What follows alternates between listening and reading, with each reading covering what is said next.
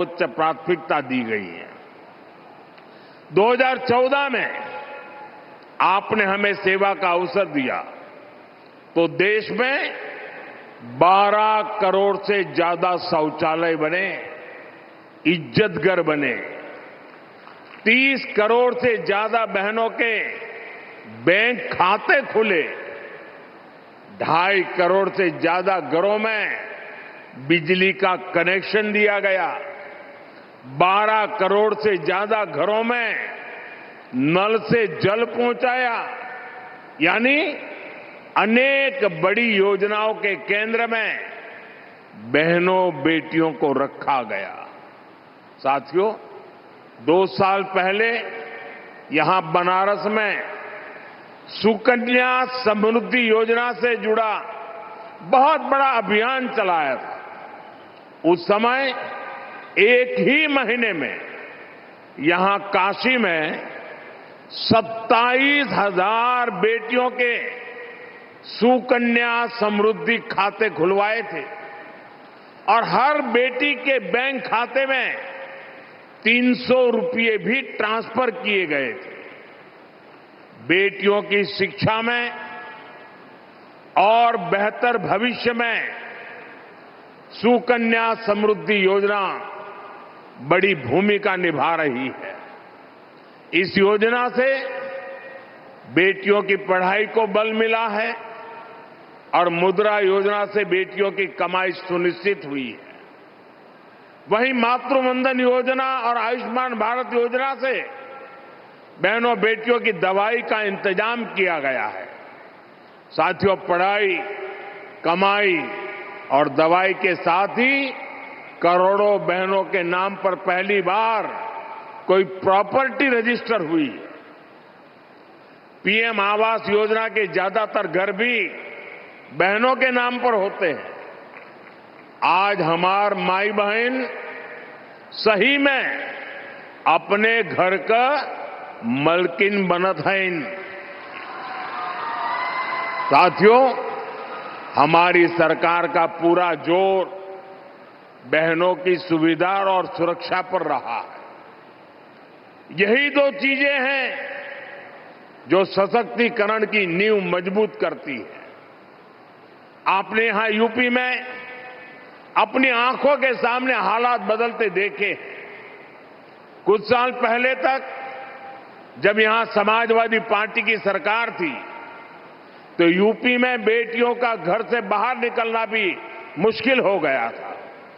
लेकिन अब बीजेपी सरकार में बेटियों के विरुद्ध गलत सोच रखने वाला अच्छे से जानता है कि उसका अंजाम क्या होगा।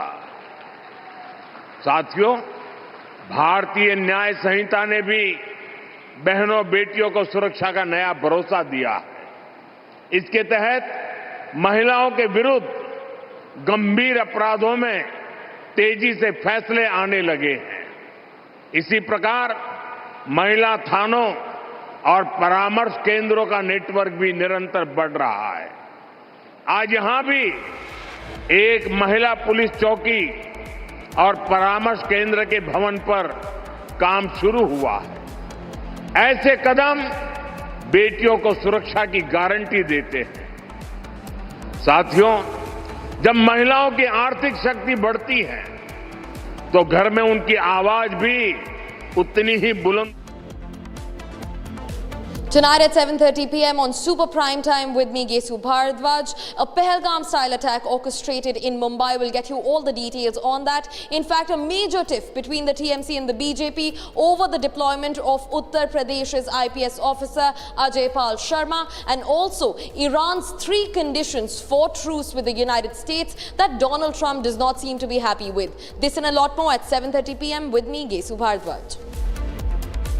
प्यास बुझाए, ठंडक लाए, सबको भाए जीरा से। MTH का जलजीरा जीरा से।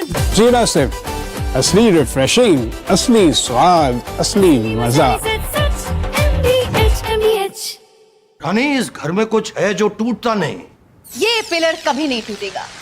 रुंगटा स्टील TMT से बना। रुंगटा नहीं तो घर स्ट्रॉन्ग नहीं। रुंगटा स्टील TMT बार एकदम सॉलिड। प्योर सूजी पास्ता उबालो मिलाओ और खाओ 8 मिनट में तैयार। क्या टेस्ट है सबका राजा hardware masala.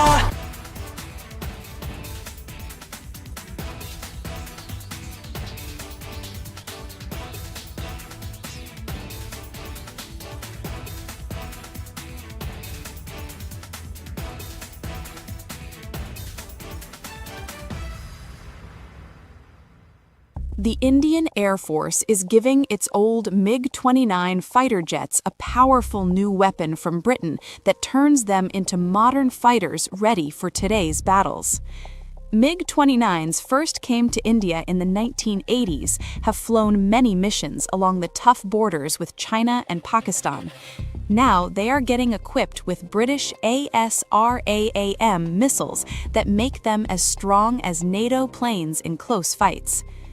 The Ministry of Defense sent out a request for proposals to fit the Advanced Short-Range Air-to-Air Missile on the MiG-29 UPG version.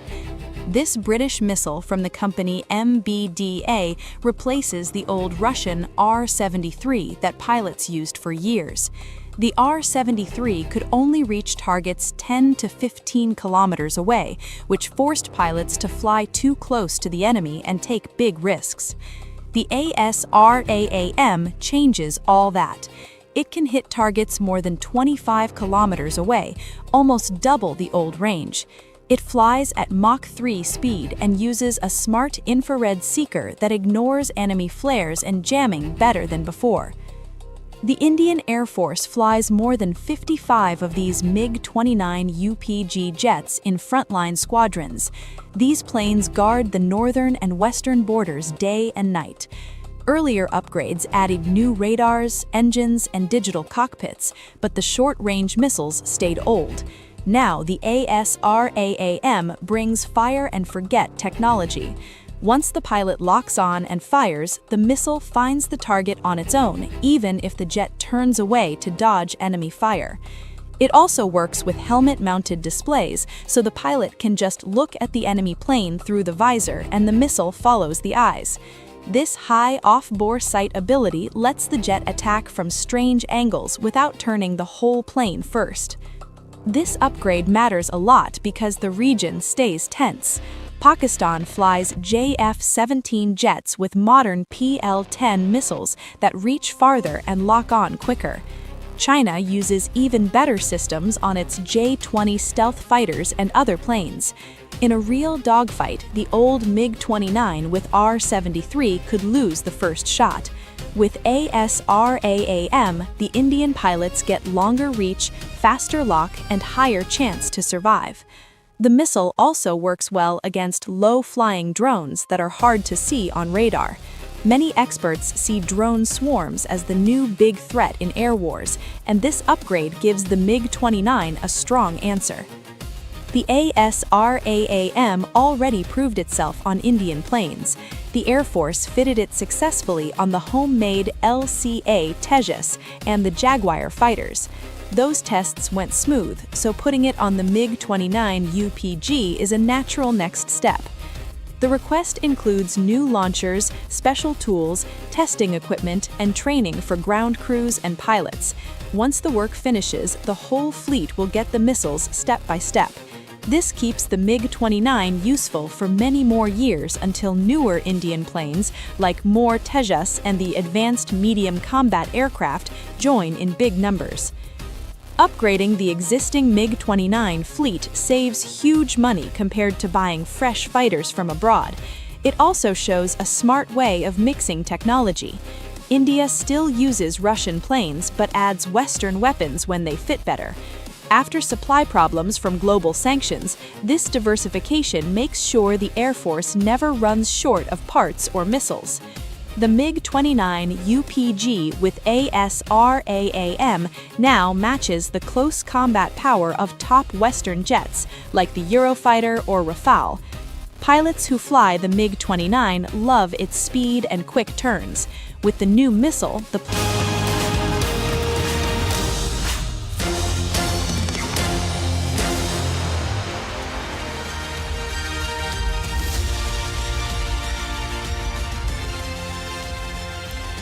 welcome viewers. You're watching The Verdict with me, Ishita Mitra, on Republic TV. Now viewers, tomorrow at 7 a.m. West Bengal goes to poll for the final phase. But TMC currently is in a panic mode over a UP cop performing his poll duty. Getting you all the updates in the next 30 minutes. But first, let's take a look at the top headlines.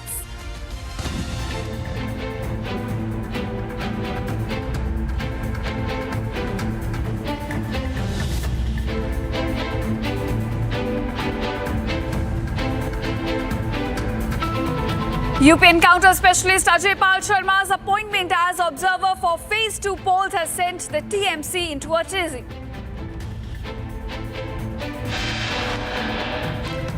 Setback to Mamta on eve of polls as Calcutta High Court refuses to interfere in the appointment of IPS officer Ajay Pal Sharma as an observer.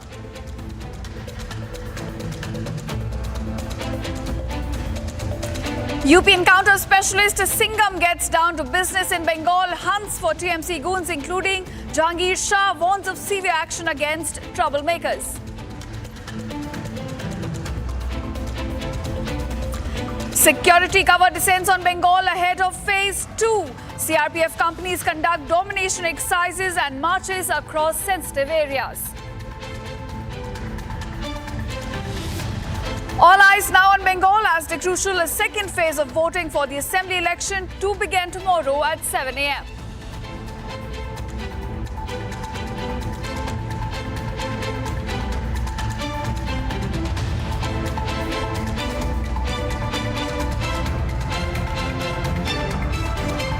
भवनों का निर्माण हो, हर हुआ और भवानीपुर में किसानों के लिए भंडारण सुविधाएं हो, वृद्धाश्रम हो, महिला छात्रावास हो, ये सब काशी के संवेदनशील विकास का ही प्रमाण है।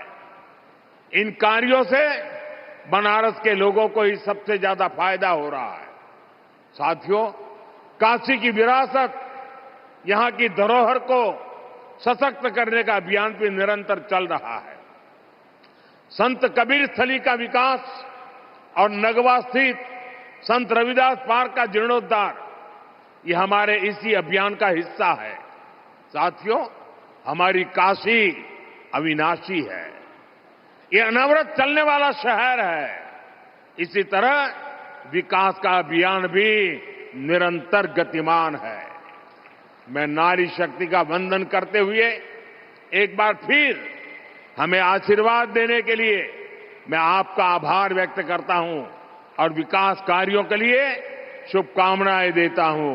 मेरे साथ बोलिए, भारत माता की, भारत माता की, भारत माता की, वंदे वंदे वंदे, हर हर Mahadev.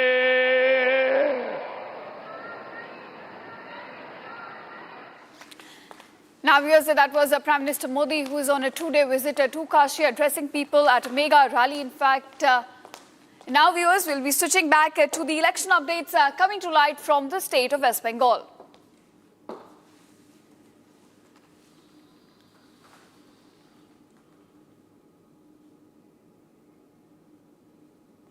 In fact, their Prime Minister interacting with workers on ground along with the UP Chief Minister, who's present on the stage.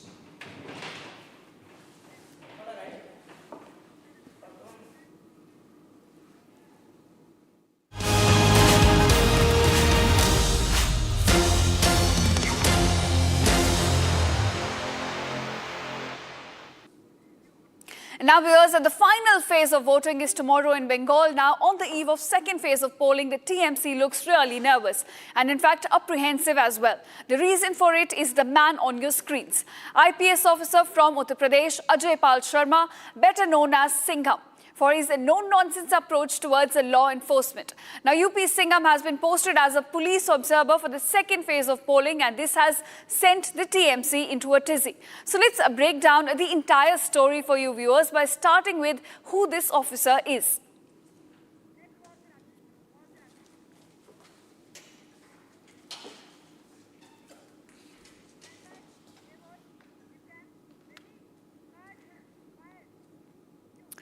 All right, officer. All right. In fact, let's start with the details we're getting at this moment. Now, this officer is a 2011 batch IPS officer of UP cadre. He's now been posted as a police observer in the state of West Bengal, and this has essentially sent TMC into a tizzy. In fact, Sharma is an encounter specialist, something that he has been known for tough policing and his no-nonsense approach towards law enforcement. Now, he's been deployed as a police officer for the election duty in the state of West Bengal. Right now, he's in the South 24 Parganas district, and he hails originally from Ludhiana, Punjab. But if you talk about his professional journey, now before becoming an IPS officer, he was in fact a professional doctor. So he switched from being a doctor to becoming an IPS officer in UP cadre. In fact, he was recently promoted to the rank of DIG on January 2025. Now, those are the details when you talk about this man. Now, why are we talking about this man? That's the big question. He is the additional police commissioner in Prayagraj currently, but now he's posted to West Bengal, and now in fact he has been taking on TMC goons, the troublemakers in the state ahead of the crucial second phase of election. And this is what is causing him to go viral on social media, the way he has been talking to these troublemakers, including TMC candidate Jahangir Shah. Now, in fact, viewers, the question is, what has this officer done since arriving in Bengal for the second phase of polling?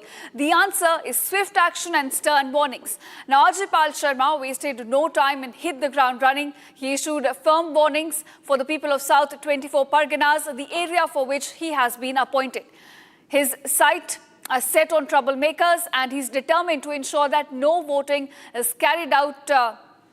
In fact, no violence takes place in West Bengal in the second phase of polling. He's also not sparing security personnel who are slacking off. Let's now take a look at these crucial videos that have emerged from the election-bound state, specific videos which show that how he has been warning troublemakers and security personnel alike who are working on the ground but have been favouring a TMC. Take a listen. UP Police Officer Dr. Ajay Pal Singh, who is popularly known as Encounter Specialist and Singham in Uttar Pradesh, has been deployed as police observer in the state of West Bengal in South 24 Parganas region for Phase 2 election. Now, a viral video of Ajay Pal Singh is doing rounds on social media, which has grabbed a lot of attention of the political parties and non-political party as well. In a viral video, Dr. Ajay Pal Singh is seen issuing a stern warning to Jahangir and his family members. Jahangir is a TMC candidate after the reports were received that TMC candidates' men were openly threatening and intimidating voters to vote in favor of TMC. Dr. Ajay Pal Singh visited the house of TMC candidate and issued stern warning by stating, "Tell him we will deal it properly if his men continue to threaten the electors. Cry it later or regret it then." Those were the words of Dr. Ajay Pal Singh, on which is grabbing a lot of attention on social media. And after this viral video, some have applauded Ajay Pal Singh for his heroics, while some has criticized UP Chief Minister and Dr. Ajay Pal Singh. BJP IT cell tweeted this video and stated that wasted no time, kept the TMC and the right accused in check. While Maua Moitra, the TMC MP, called Ajay Pal Singh fair and lovely boy, said, "We are the kind who deal it properly with small Fanta or big Fanta." In fact, TMC also tweeted a video targeting UP Chief Minister Yogi Adityanath and officer himself and stated that officers should be kept, their heroics should be kept in check. And also, UP former Chief Minister Akhilesh Yadav called Dr. Ajay Pal Singh, commenting on his viral video, called him the agenda-driven agent of Bharatiya Janata Party. Now, after this video went viral, a lot of talks are happening regarding the deployment of Ajay Pal Singh as a police observer in South 24 Pargana, the region where immense violence were reported earlier in 2021, 2024, in 2023 Panchayat polls as well. If we talk about this morning, Ajay Pal Singh along with the CRPF official was doing rounds for the area domination and conducting conducting the campaigns door to door and telling the voters and electors not to be intimidated by any political party and go out and do a fair choice of their vote whosoever they want to elect. And during the process of the area domination, Ajay Pal Sharma and the CRPF officials were घेराव out by the TMC supporters. The slogans were hurled at them. The slogans were "Go back and joy Bangla" by the TMC supporters. This visual has also went viral, where TMC supporters are anti-Ajay Pal Sharma and the entire machinery which has been deployed for the second phase majorly in the Diamond Harbour region. If we talk about the overall security for the 29th April phase 2 of the election, 2.5 lakh CRCAPF officials personnel have been deployed in overall West Bengal for the phase 2 elections. 700 CAPF will stay put in West Bengal for the post-poll situation. So right now, as we see, 29th April is the phase 2. But before that, this encounter specialist Singham from Uttar Pradesh, Dr. Ajay Pal Sharma, is grabbing a lot of attention, and not only war of words, but now the political targeting also has started by the TMC and the India Alliance parties against Dr. Ajay Pal Sharma on social media. Harshad Anwani along with video journalist Atanu for Republic TV. Now, viewers, the question is, what has this officer done since arriving in Bengal for the second phase of polling? The answer is swift actions and stern warnings. It has come in from Ajay Pal Sharma, who has been going round from street to street, from door to door, wasting no time in hitting the ground running. Now, he's issued a firm warning to the people of South 24 Parganas, the area for which he has been appointed.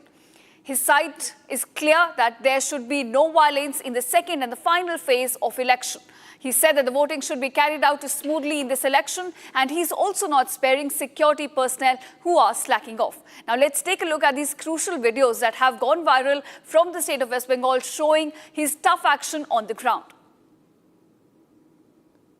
आसपास के जितने भी लोग हैं अच्छी तरह से समझ लें कि अगर किसी ने बदमाशी करी तो उनका कायदे से इलाज किया जाएगा। फिर अगर कहीं से खबर आ गई कि किसी ने कोई खुराफात करने की, किसी को परेशान करने की कोशिश की है, तो फिर उसकी खबर फिर अच्छे से लेंगे हम। ये जहांगीर के घर वाले भी खड़े हैं, उसको बता देना कायदे से। ये बार बार जो खबरें आ रही हैं कि उसके लोग धमका रहे हैं, तो फिर अच्छे से खबर लेंगे, फिर बाद में रोना पछताना मत। तुम्हारा इशू होगा ना,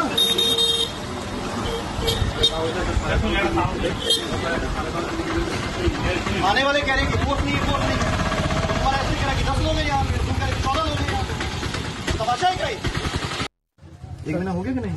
नहीं सर, मेरा तो घर यहाँ तो नहीं है ना सर। आपका घर कहीं वहाँ पे FST तो यही एरिया ना? तो यही कर रहे हो ना, तो आपको एरिया में FST का यही एरिया ना? ये जहांगीर खान का घर कौन सा है? उसके अंदर शर्म आनी चाहिए तुम लोगों को। शर्म मैं बता रहा हूँ, हल्के हल्का ले रहे हो ना। केसेस सबके रजिस्टर होंगे, जाएंगे सीबीआई को इन्वेस्टिगेशन। दौड़ते रहना थोड़ा जल्दी। बोल रहा था तुम पोलाइटली बोलो, भद्र में बोलो। मैं नहीं पता वो कहाँ रहता है, वो नहीं पता। उसका मोबाइल नंबर क्या है? उनका फोन तो होगा मोबाइल नंबर।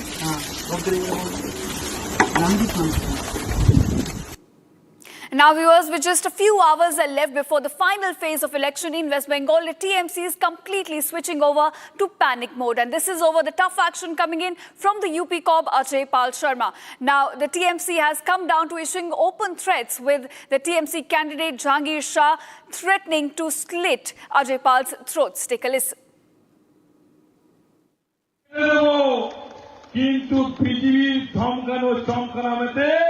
জাহাঙ্গীর খান এবং জাহাঙ্গীর খানের টিম ভয় পায়নি এবং আগামী দিনে ভয় পাবে না, সেটা মাথায় রাখতে হবে।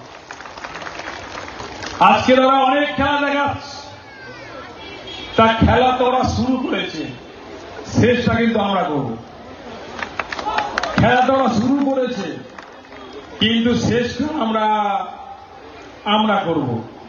তাই পিকচার আবি বাকি মেরা দোস্ত, পিকচার এখন বাকি আছে, সময় শুরু হয়েছে। তোমরা ভাবছো নিজেকে কয়েকটা সিআরপিএফ নিয়ে বড় বড় বাতালা দিচ্ছ, কিন্তু আজকের গঙ্গনগর 1 নম্বর অঞ্চলে মানুষ যদি হেঁটে যায় না, সিআরপিএফ হাওয়ায় উড়ে যাবে। তাই সেই বিজেপি দালাল সিআরপিএফকে বলতে চাই, ক্ষমতা আছে গঙ্গা 1 নম্বর অঞ্চলের মানুষের জনসমুদ্র জনস্রোত দেখে যাক। আমার একটা মায়েরা হলো দুর্গা, দুর্গা রূপে কিভাবে ওষুধকে বধ করতে হয় তারা জানে, একইভাবে বিজেপি দালাল সিআরপিএফকে কিভাবে জব্দ করতে হয়, কিভাবে টাইট করতে হয় সেটা ভালোভাবে জানে। তাই মায়েরা যখন সঙ্গে আছে আমার বিশ্বাস ওদের এই ধমকানো চমকানো আমরা মেনে নেব না। তাই আমি চাইব যে আজকে 27 তারিখে 5টায় প্রচার শেষ, তাই হাতে আর তো একটা দিন আছে, আপনার একটা দিন আর 29 তারিখটা। Now viewers, not just Jahangir Khan but also TMC spokesperson Riju Datta. He's been brazenly threatening the IPS officer on camera. Take a listen. पर मैं साफ भाषा में अजय पाल शर्मा जी को एक चीज बताना चाहता हूं, आपके ऊपर हमारी नजर है।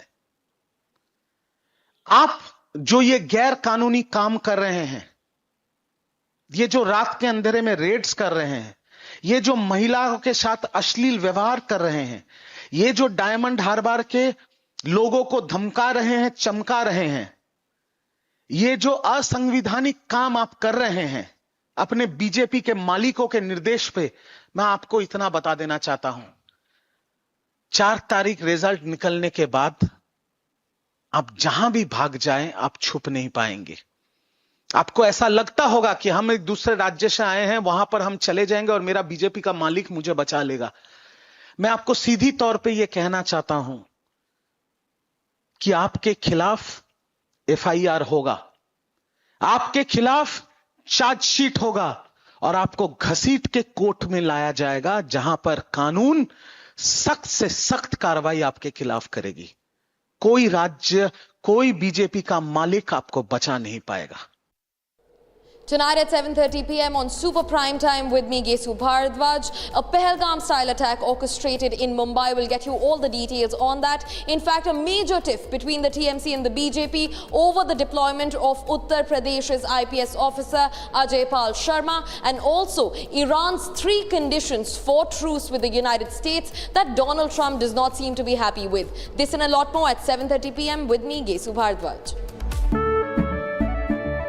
केसरिया से मन जोगी हुआ रे, दिल झूमे देखो मतवारा हुआ रे, केसरिया से मन जोगी हुआ। हर पल मनाओ केसरी त्योहार, विमल बोलो जुबान Kesari.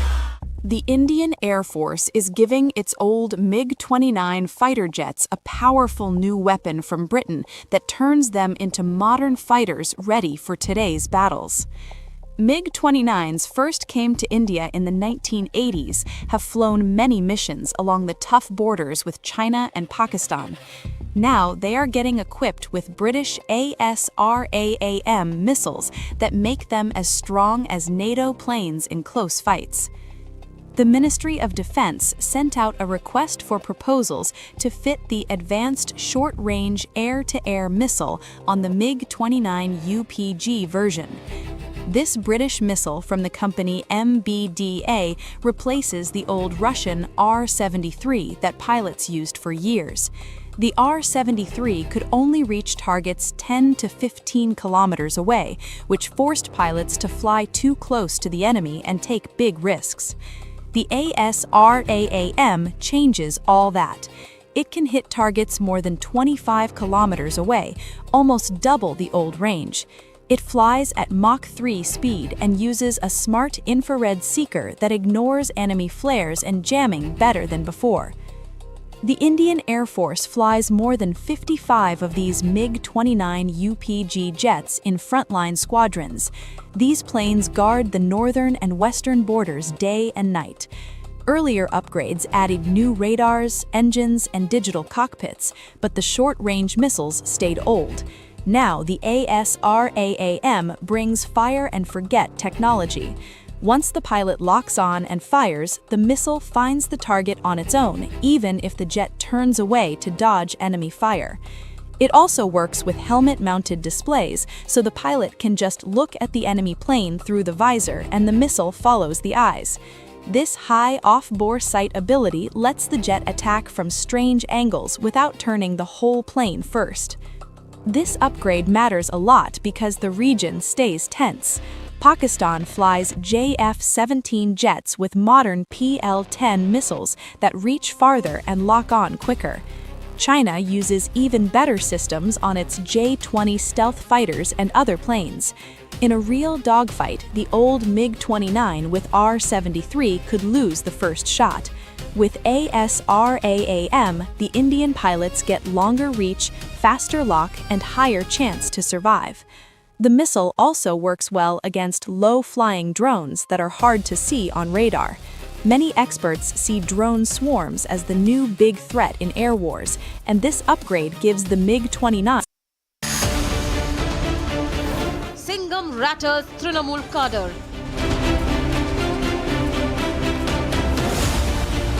Unprecedented security stunts TMC.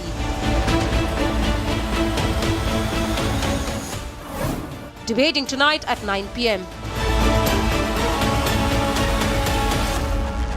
Presented by Amity University, ranked amongst the top 3% universities globally. Powered by RP Sanjeev Goenka Group, growing legacies since 1820. TVS iQube, India's favorite family EV. चमकी चाट से क्या बना है? आलू चाट या फ्रूट चाट? स्वाद बनाए चमकी चाट। क्या बात है? स्वादिष्ट पकोड़े और फरसान, अरे चमकी चाट है इसकी जान। असली स्वाद सिर्फ चमकी चाट। In the India Today Best Universities Survey, India's #1 ranked universities in various streams are JNU Delhi, Amity University, AIMS Delhi, IIT Delhi, and National Law School Bengaluru. थोड़े में ज्यादा स्वाद यही तो है इसकी खास बात। वाओ मामा, क्या स्वाद है? अरे मेरे राजा, सबका राजा आरती और मसाला। केसरिया से मन जोगी हुआ रे, दिल झूमे देखो मतवारा हुआ रे। केसरिया से मन जोगी हुआ। हर पल मनाओ केसरी त्योहार। विमल, बोलो जुबान केसरी। प्यास बुझाए, ठंडक लाए, सबको भाए जीरा से। MTH का जलजीरा जीरा से। जीरा से असली रिफ्रेशिंग, असली स्वाद, असली मजा। MTH।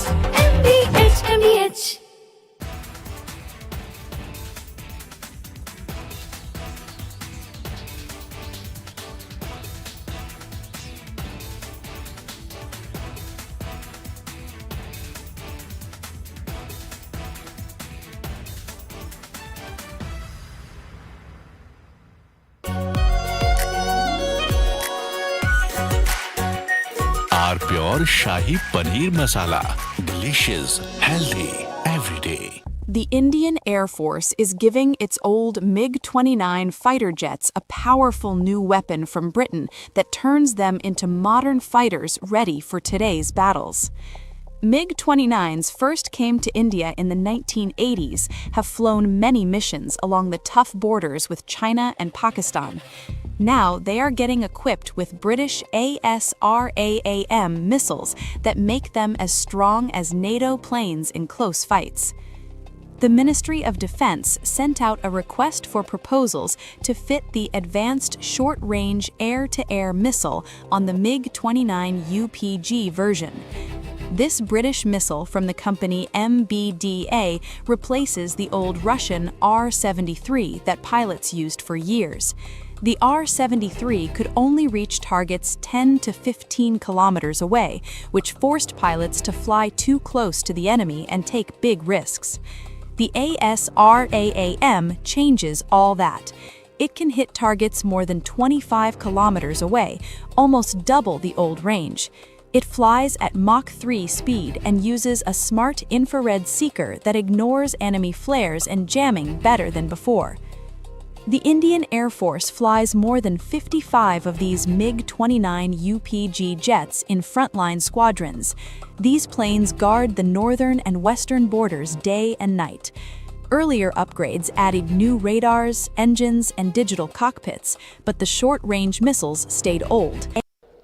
Tonight at 7:30 p.m. on Super Prime Time with me, Gesu Bharadwaj, a Pahalgam-style attack orchestrated in Mumbai. Will get you all the details on that. In fact, a major tiff between the TMC and the BJP over the deployment of Uttar Pradesh's IPS officer Ajay Pal Singh, and also Iran's 3 conditions for truce with the United States that Donald Trump does not seem to be happy with. This and a lot more at 7:30 p.m. with me, Gesu Bharadwaj. Join International Institute of Hotel Management. Call 983-10-50,000. Pure suji pasta उबालो मिलाओ और खाओ 8 minute में तैयार। क्या taste है सबका राजा pure मसाला केसरिया से मन जोगी हुआ रे दिल झूमे देखो मतवारा हुआ रे केसरिया से मन जोगी हर पल मनाओ केसरी त्योहार विमल बोलो जुबान केसरी चमकी चाट से क्या बना है? सैंडविच लस्सी और छाछ हर घूंट में चमकी चाट अब बताओ स्वाद आया? असली स्वाद सिर्फ चमकी चाट। रानी इस घर में कुछ है जो टूटता नहीं। ये पिलर कभी नहीं टूटेगा। रुंगटा स्टील टीएमटी से बना। रुंगटा नहीं तो घर स्ट्रॉन्ग नहीं। रुंगटा स्टील टीएमटी बार एकदम सॉलिड। थोड़े में ज्यादा स्वाद यही तो है इसकी खास बात। वाओ मम्मा क्या स्वाद है? अरे मेरे राजा AU सेविंग्स अकाउंट में मिलते हैं amazing benefits, paperless banking and higher interest, वो भी हर महीने। Money money money money every month. सोच बदलो और बैंक भी। चमकी चाट से क्या बना है? सैंडविच लस्सी और छाछ हर घूंट में चमकी चाट ड्राई फ्रूट और दही बड़े चमकी चाट से स्वाद बढ़े। असली स्वाद सिर्फ चमकी चाट। The Indian Air Force is giving its old MiG-29 fighter jets a powerful new weapon from Britain that turns them into modern fighters ready for today's battles. MiG-29s first came to India in the 1980s, have flown many missions along the tough borders with China and Pakistan. Now they are getting equipped with British ASRAAM missiles that make them as strong as NATO planes in close fights. The Ministry of Defense sent out a request for proposals to fit the advanced short-range air-to-air missile on the MiG-29 UPG version. This British missile from the company MBDA replaces the old Russian R-73 that pilots used for years.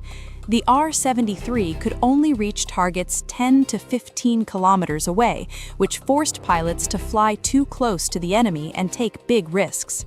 The ASRAAM changes all that. It can hit targets more than 25 kilometers away, almost double the old range. It flies at Mach 3 speed and uses a smart infrared seeker that ignores enemy flares and jamming better than before. The Indian Air Force flies more than 55 of these MiG-29 UPG jets in frontline squadrons. These planes guard the northern and western borders day and night. Earlier upgrades added new radars, engines, and digital cockpits. From Asia's largest news headquarters, setting the agenda for Bharat.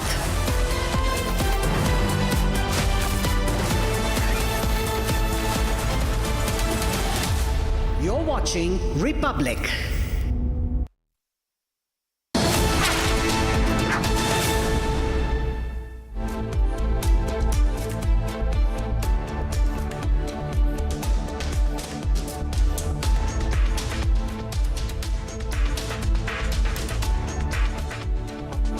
Alright, welcome back to today's edition of our Global, in which we begin in Santa Marta, where hundreds of protesters, including indigenous communities and climate activists, are demanding an urgent and just transition away from fossil fuels, calling for stronger protections for vulnerable groups and accountability from polluting industries.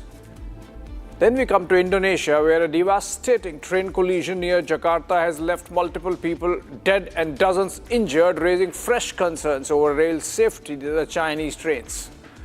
Meanwhile, in Australia, it's taking a major policy step against big tech, proposing new laws to ensure digital platforms contribute financially to the survival of journalism.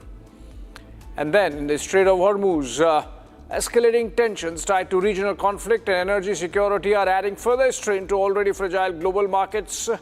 All that and more in today's edition of our Global. But before that, more introduction. First, we are going to cover growing fossil fuel protests in Santa Marta, where activists are demanding a just and urgent energy transition. And then followed by the deadly train crash near Jakarta that has left multiple people dead and several injured. From there, we move to Australia, where a major crackdown on big tech aims to force platforms to fund and support journalism. And finally, tensions escalate in the Strait of Hormuz amid rising geopolitical friction. In fact, we are getting a breaking news connected with it. But before that, headlines first. Hundreds march in Santa Marta demanding a just transition away from fossil fuels and accountability for polluters. Australia proposes new laws forcing tech giants to fund journalism or face a 2.25% revenue levy. A deadly collision near Jakarta leaves at least 14 dead and dozens injured as authorities investigate the cause. Dispute over the Strait of Hormuz escalates as Iran blames the United States for maritime disruptions amid a deepening energy crisis.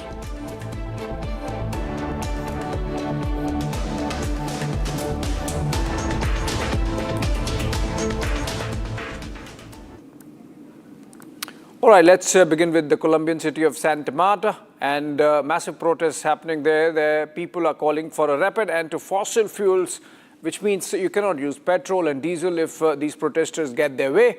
And this is with delegates from around 50 countries gathering in this major conference on transitioning away from oil, gas and coal. Demonstrators include indigenous groups and climate activists, and they have demanded a just transition that protects vulnerable communities and hold polluting companies accountable for climate damage. The protests come as the international meeting seeks to build momentum on climate action. It is not expected to produce binding commitments. Remember, we have already the mechanism of the COP, the conference of parties and all the nations there, but not much success with Trump there. As at the helm in the United States, it's even more difficult. And let's look at what's happened in Colombia in Santa Marta. Hundreds of protesters filled the streets of Colombia's Caribbean city of Santa Marta, calling for an end to fossil fuels and a faster shift to clean energy. Hoy marchamos por una transición energética justa, pedimos una transición con enfoque de género, donde las mujeres, las comunidades que han sido afectadas con desigualdades estructurales a lo largo de la historia, sean tenidas en cuenta en los procesos de tomas de decisiones frente a la transición energética. Pedimos que nuestros territorios sean vistos como sujetos vivos, que sea entendida la madre tierra como la fuente donde emana la vida. Marchers, including indigenous groups and climate activists, carried banners chanting slogans and demanded an end to oil exploration in the Amazon and fracking. Activists say the transition must be fair, putting women, indigenous communities, and those most affected by climate change at the center of the decision making. We must focus on the future of children. Because otherwise, what are we doing at a fossil fuel treaty? What is it for? Who is it for? Well, it's not for the current generation because we're too deep down that road. It's for the future. And it's for who? It's for the children. The demonstrations come as delegations from around 50 countries gather in Santa Marta for a major conference focused on moving away from oil, gas, and coal. The countries that are here take more serious commitments on and are able to publicly state those commitments on the pathway to transition away of fossil fuels, and also because this here is not there is a lot of countries that are not represented here, that is signal to these other countries that they need to collaborate and they need to join the movement of transition away from fossil fuels. While the summit aims to build momentum, it is not expected to produce binding agreements, highlighting ongoing global divisions over how quickly to phase out fossil fuels. Protesters also took aim at major oil companies, staging Make Polluters Pay actions accusing them of profiting, while communities face the consequences of climate damage. With global tensions and energy instability rising, campaigners say the message is urgent. The future depends on decisions made now and on holding both government and corporations accountable. All right, even as we are on some countries wanting to phase out fossil fuels, war has broken out between the UAE and Saudi Arabia, leading to the former walking out of the OPEC, which is Organization of Petroleum Exporting Countries. Remember, it's a Saudi-dominated body of oil exporting countries, and the UAE in a tiff with Saudi Arabia over how to look at Iran war, how to take the issue forward, has decided in a huff to leave OPEC. In fact, the UAE has made this announcement through its official news agency WAM and said that they will leave OPEC effective May 1. The United Arab Emirates announcing this, leaving the oil cartel, and the statement says, and I quote, "This decision reflects the UAE's long-term strategic and economic vision and evolving energy profile, including accelerated investment in domestic energy production, and reinforces its commitment to a responsible, reliable, and forward-looking role in global energy markets." The UAE has said, essentially, the UAE and Saudi Arabia are locked in a battle of domination over the Gulf countries' narrative, and we have seen, for example, UAE withdrawing its $3.5 billion loan to Pakistan, the Saudis immediately pitching in and filling that gap and giving that money to Pakistan, and now it's completely out in the open. The frost between UAE and Saudi Arabia leading to UAE announcing its exit from the OPEC. All right, another global breaking, and this is also a big one connected with the Islamic world, which is that Afghanistan has issued a demarch to Pakistan, and Kabul has summoned Pakistani charge d'affaires and protested in strong words the airstrikes carried out by Pakistani forces on civilian targets and public facilities in the Kunar province. Remember, those airstrikes happened yesterday. The two nations are in a dogfight over the Durand Line. Kabul refuses to acknowledge Durand Line as the settled border between Afghanistan and Pakistan.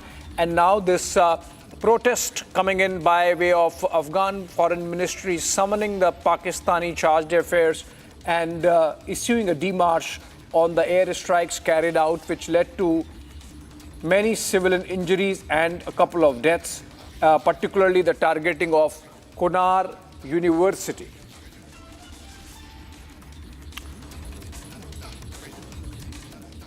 All right, we had those couple of breakings, and now we come back to the story that was under focus, the second story, which is the accident or train accident that has been reported from Indonesia. A long-distance train rammed into a stationary commuter train near Jakarta. At least 14 people have been killed and over 80 injured. Rescue teams are still working to pull out those trapped inside the mangled coaches. The collision has once again raised concerns over the safety of Indonesia's aging rail network. Take a look. A devastating train collision near Jakarta has left at least 14 people dead and over 80 injured. The accident took place at Bekasi Timur station when the Argo Bromo Anggrek long-distance train slammed into the rear of a stationary commuter train. The impact was severe, with one coach designated for women passengers bearing the brunt of the collision and getting heavily damaged. Rescue teams rushed to the spot, working carefully to evacuate passengers and reach those trapped inside the wreckage. Officials say evacuation efforts have been slow and cautious as rescuers try to prevent further injuries. A total of 81 injured passengers have been shifted to nearby hospitals, while bodies are being identified. All 240 passengers aboard the long-distance train are reported safe, with casualties largely from the commuter coach. Authorities are now probing the cause of the crash, with early input suggesting a possible disruption on the rail line. Kami dalam proses evakuasi ini adalah berusaha segera dan secepat mungkin mengevakuasi seluruh penumpang yang masih ada di dalam gerbong kereta api. Semoga bisa kami lakukan kecepatan dan harapannya bisa dapat diselamatkan.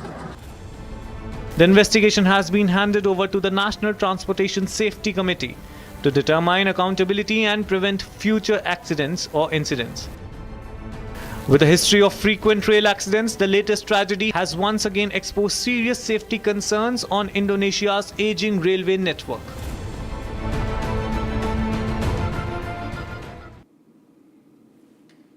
Right, another ceasefire broken. Israel has carried out air strikes in southern Lebanon. Remember, with Prime Minister Netanyahu making that statement just last evening that this ceasefire cannot hold. Lebanon's state-run national news agency has said that Israeli air strikes have hit villages of Chakra, Tabanin and Kafra in southern Lebanon, and that's happened today. A drone strike also hit a motorcycle in the village of Mansouri. The Lebanese agency has reported no immediate confirmation about possible casualties. The strikes come after Israel's military asked residents of 16 southern villages to evacuate, saying Hezbollah is using the communities to launch attacks on Israeli troops in southern Lebanon. This is clearly a confirmation of no ceasefire on the Lebanese front insofar as the Middle East situation is concerned, and that's the reason why perhaps the talks between Iran and the United States have completely broken off.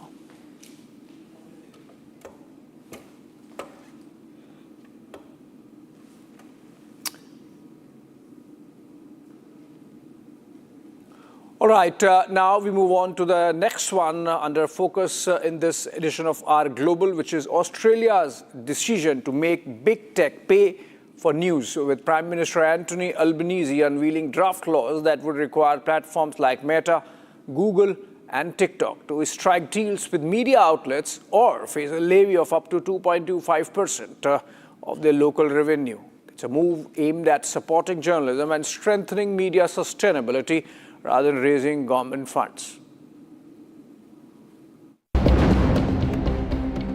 Australia is moving to force big tech to pay for journalism, unveiling draft laws targeting platforms like Meta, Google and TikTok. The proposal would introduce a financial incentive system encouraging tech companies to strike deals with news organizations or face a taxation on their Australian revenue. Under the plan, the platforms that don't reach agreements could be charged 2.25% of local revenue, with discounts offered to those that fund journalism through commercial deals.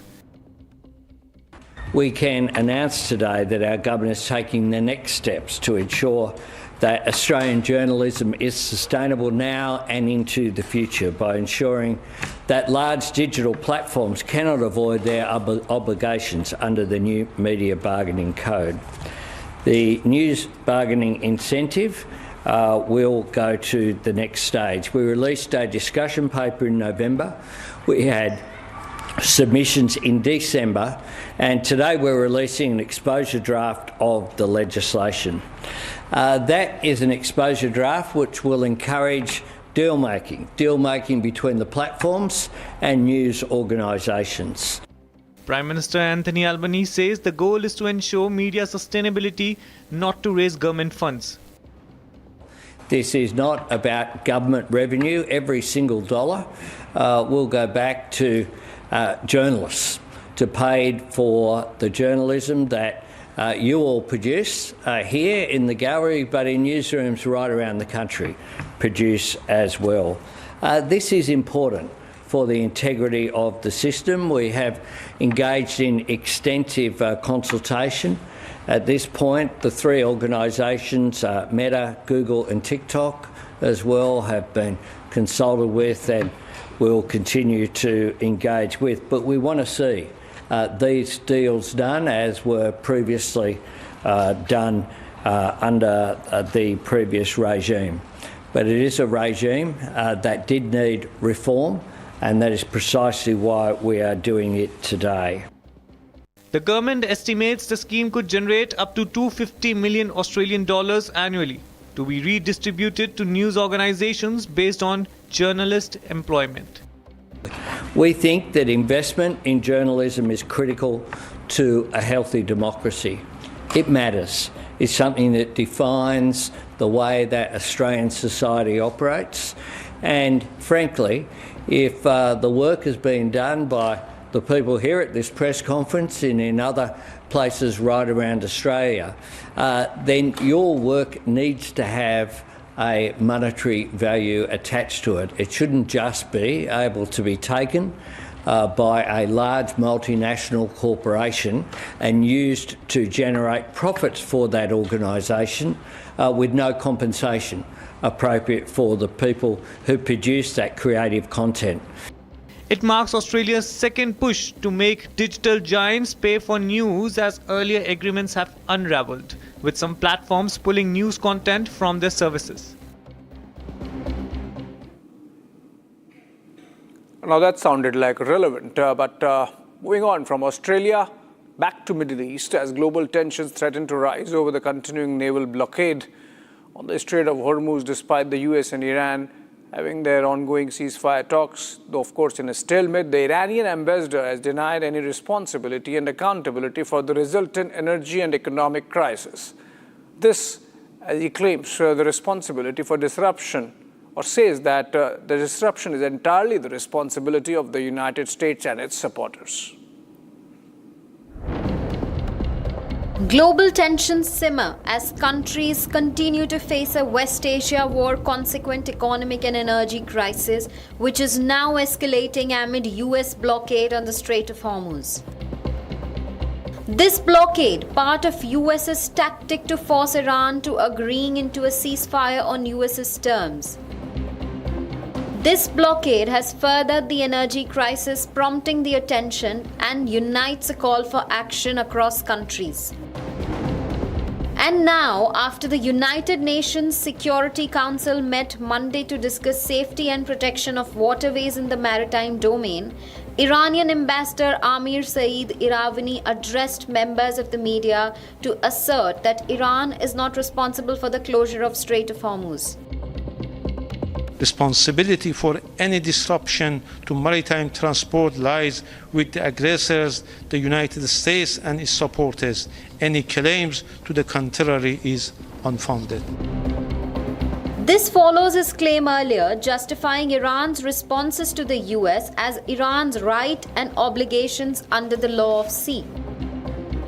In contrast, Iran's measures in the Strait of Hormuz are grounded in Iran's right and obligation under the law of the sea and its national laws and regulations.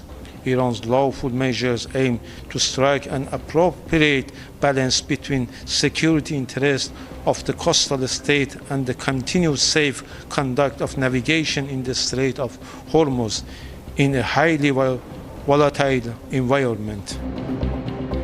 All of this comes as two regional officials reported that Iran offered to end its chokehold on the Strait of Hormuz if the US lifts its blockade on the country and ends the war, in a proposal that would postpone discussions on the Iran's nuclear program. US President Donald Trump seems unlikely to accept the offer, which was passed to the Americans by Pakistan, and would leave unresolved the disagreements that led to the US and Israel to go to war on Feb 28th. White House Press Secretary Caroline said Trump's national security team met Monday and was discussing Iran's proposal, but this entailed no detail on the outcome of the discussion.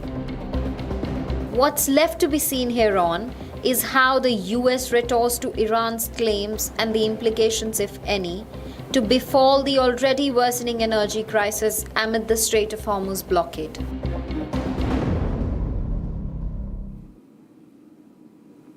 All right, from Middle East back to the Pacific, and that's where action seems to be happening. South Korea and New Zealand have come together to carry out joint military exercises, amphibious exercises over the last 1 week.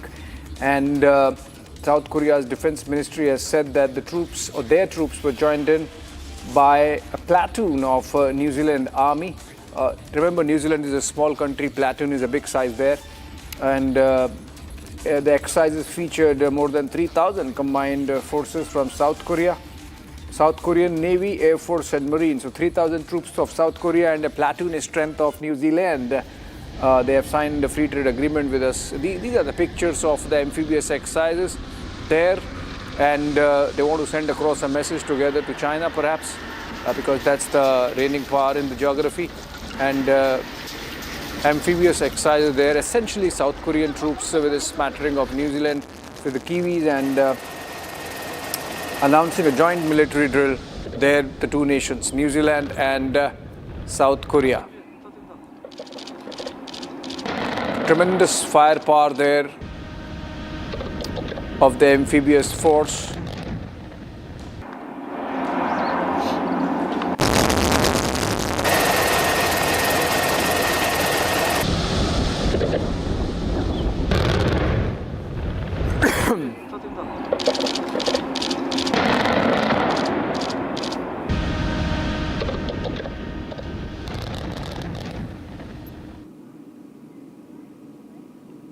That was in Pohang of South Korea, joint military exercises between them and the Kiwis. Coming out of that, and short break, but coming up on the other side, more details emerge in the Pahalgam-like lone wolf attack in Mumbai, in which the attacker seems completely radicalized and is following, or was following, the Islamic State ideology, under the influence of which he attacked those two security men in the Mira Bhayandar area or suburb of Mumbai.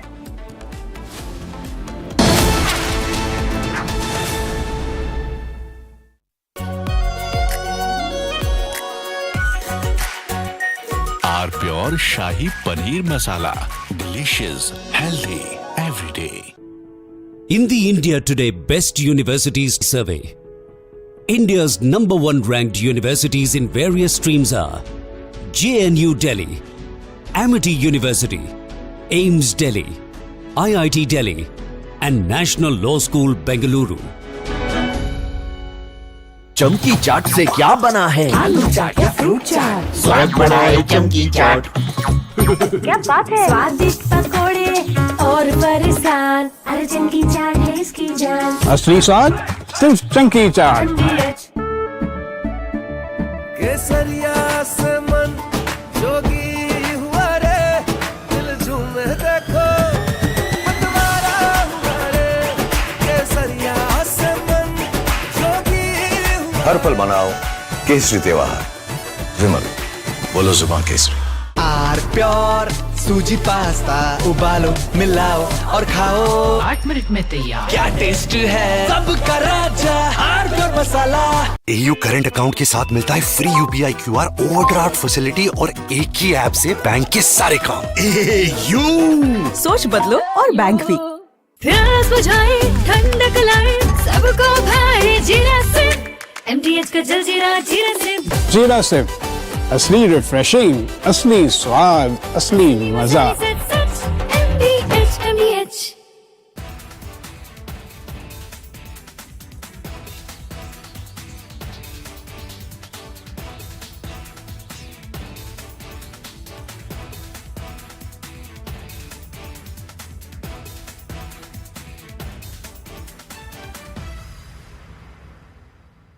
थोड़े में ज्यादा स्वाद, यही तो है इसकी खास बात। वाओ मामा, क्या स्वाद है? अरे मेरे राजा, सबका राजा R pure masala.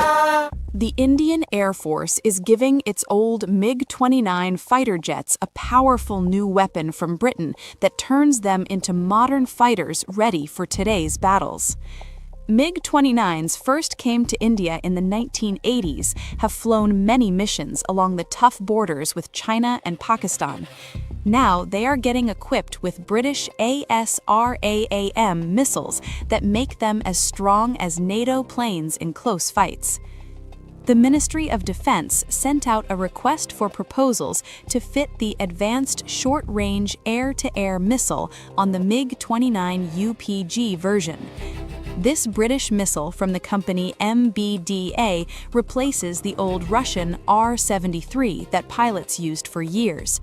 The R-73 could only reach targets 10 to 15 kilometers away, which forced pilots to fly too close to the enemy and take big risks.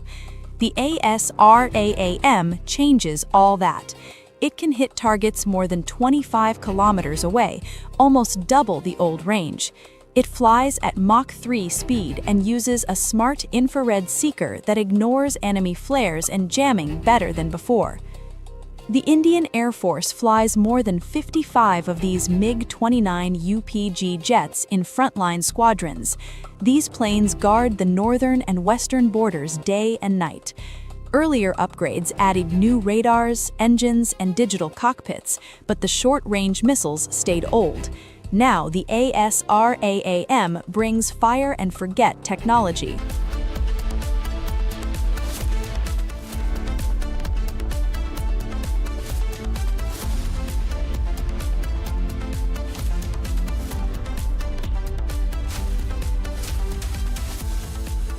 Join International Institute of Hotel Management. Call 983-10-50,000. Our pure Shahi Paneer Masala. Delicious, healthy, every day. AU savings account में मिलते हैं amazing benefits, paperless banking and higher interest, वो भी हर महीने। Money money money money every month. सोच बदलो और बैंक भी।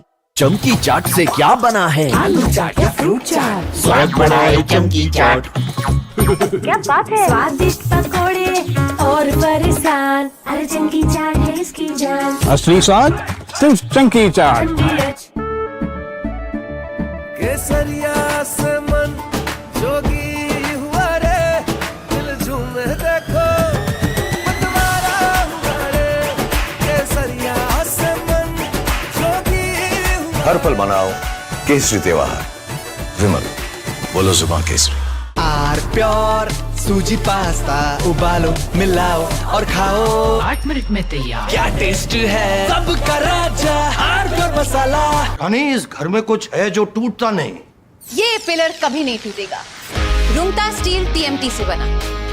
रुंगटा नहीं तो घर स्ट्रॉन्ग नहीं। रुंगटा स्टील TMT बार एकदम सॉलिड। चमकी चाट से क्या बना है? सैंडविच, लस्सी और छाछ। हर घूंट में चमकी चाट। ड्राई फ्रूट और दही बड़े। चमकी चाट से स्वाद बढ़े। असली स्वाद सिर्फ चमकी चाट। The Indian Air Force is giving its old MiG-29 fighter jets a powerful new weapon from Britain that turns them into modern fighters ready for today's battles. MiG-29s first came to India in the 1980s, have flown many missions along the tough borders with China and Pakistan. Now they are getting equipped with British ASRAAM missiles that make them as strong as NATO planes in close fight. From Asia's largest news headquarters, setting the agenda for Bharat.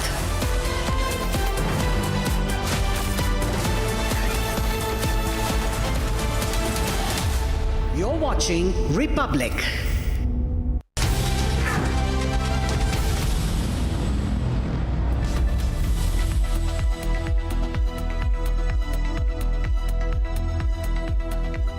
Ladies and gentlemen, thank you for joining us on This Is Exclusive. Few hours to go before Bengal votes in the all-critical Phase 2. And that will decide whether Trinamool Congress is finally ousted in the state of West Bengal or whether the BJP really has a chance.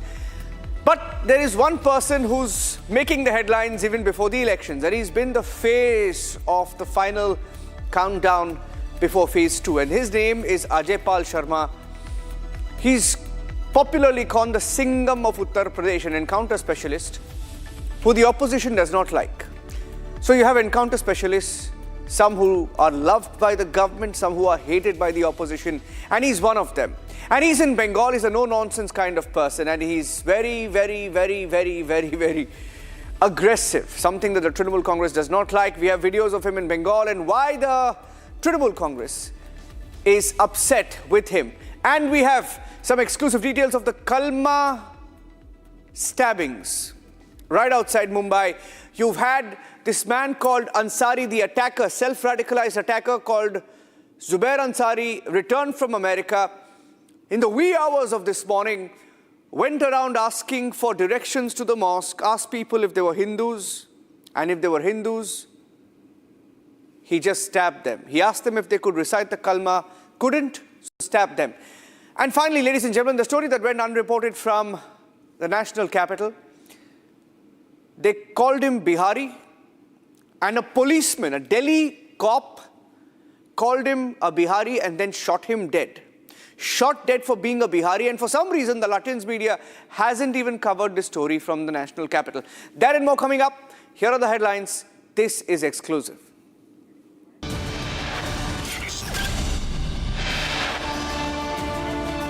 Trinamool Congress extremely edgy about Singham Ajay Pal Sharma.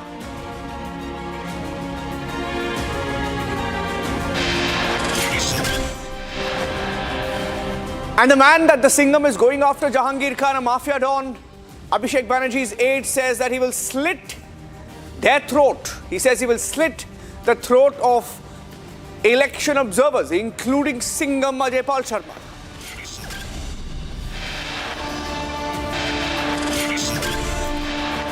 Pahalgam-like attack, stabbing spree in Mumbai, right outside Mumbai. The man on your screen, Zubair Ansari, the attacker, asked people if they could recite the Kalma. They couldn't. He stabbed them in the middle of the night.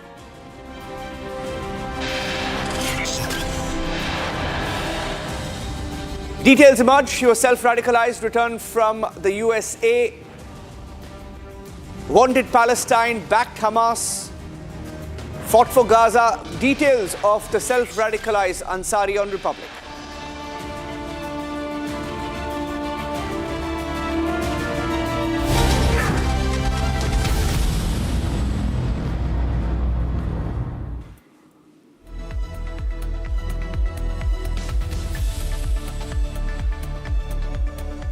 And there's been an impact in Mumbai, in Bengal, just before the first vote is cast in phase 2. There's been an impact because of this police officer, Ajay Pal Sharma. The BDO in Falta, Diamond Harbour. Diamond Harbour is Abhishek Banerjee's stronghold, and that is where this particular cop was seen doing the rounds. The BDO there has been changed. He's called the Joint BDO. The Joint BDO has been removed for non-cooperation with this cop called Ajay Pal Sharma, Singham from Uttar Pradesh.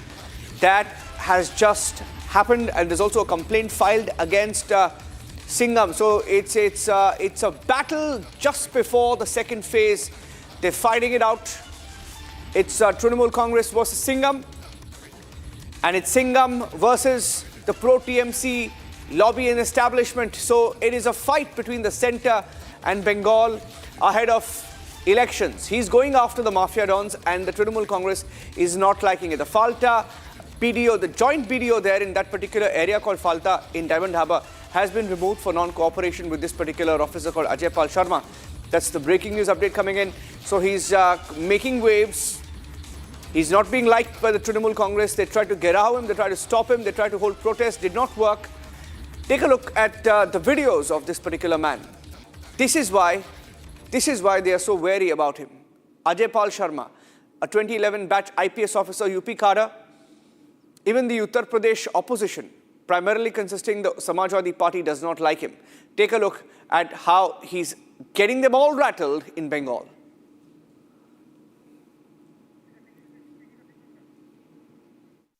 आसपास के जितने भी लोग हैं अच्छी तरह से समझ लें कि अगर किसी ने बदमाशी करी तो उनका कायदे से इलाज किया जाएगा। फिर अगर कहीं से खबर आ गई कि किसी ने कोई खुराफात करने की किसी को परेशान करने की कोशिश की है तो फिर उसकी खबर फिर अच्छे से लेंगे हम।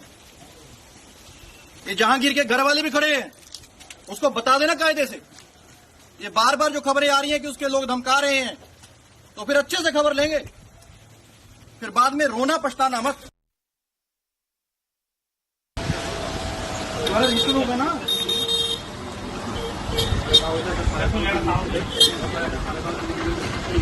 आने वाले कह रहे हैं कि वोट नहीं है। हमारा ऐसे कह रहा है कि 10 लोग हैं यहाँ पे, तुम कह रहे 14 लोग हैं यहाँ पे। तमाशा है क्या? 1 महीना हो गया कि नहीं? नहीं सर, मेरा तो यहाँ तो नहीं है ना सर। आपका घर कहीं वहाँ पे एफएसटी तो यही एरिया ना? ये तो यही कर रहे हो ना, तो आपको एरिया तो एफएसटी का यही एरिया ना? ये जहांगीर खान का घर कौन सा है? उसके अंदर शर्मा ने कई तुम लोग शर्मा हल्के ले रहे हो ना? केसेस सबके खिलाफ रजिस्टर होंगे, जाएंगे सीबीआई को इन्वेस्टिगेशन दौड़ते रहना थोड़ा जल्दी। बोल रहा था पोलाइटली बोलो, भद्र में बोलो। मैं नहीं पता वो कहाँ रहता है, उसका मोबाइल नंबर क्या है? तो होगा मोबाइल नंबर। हाँ,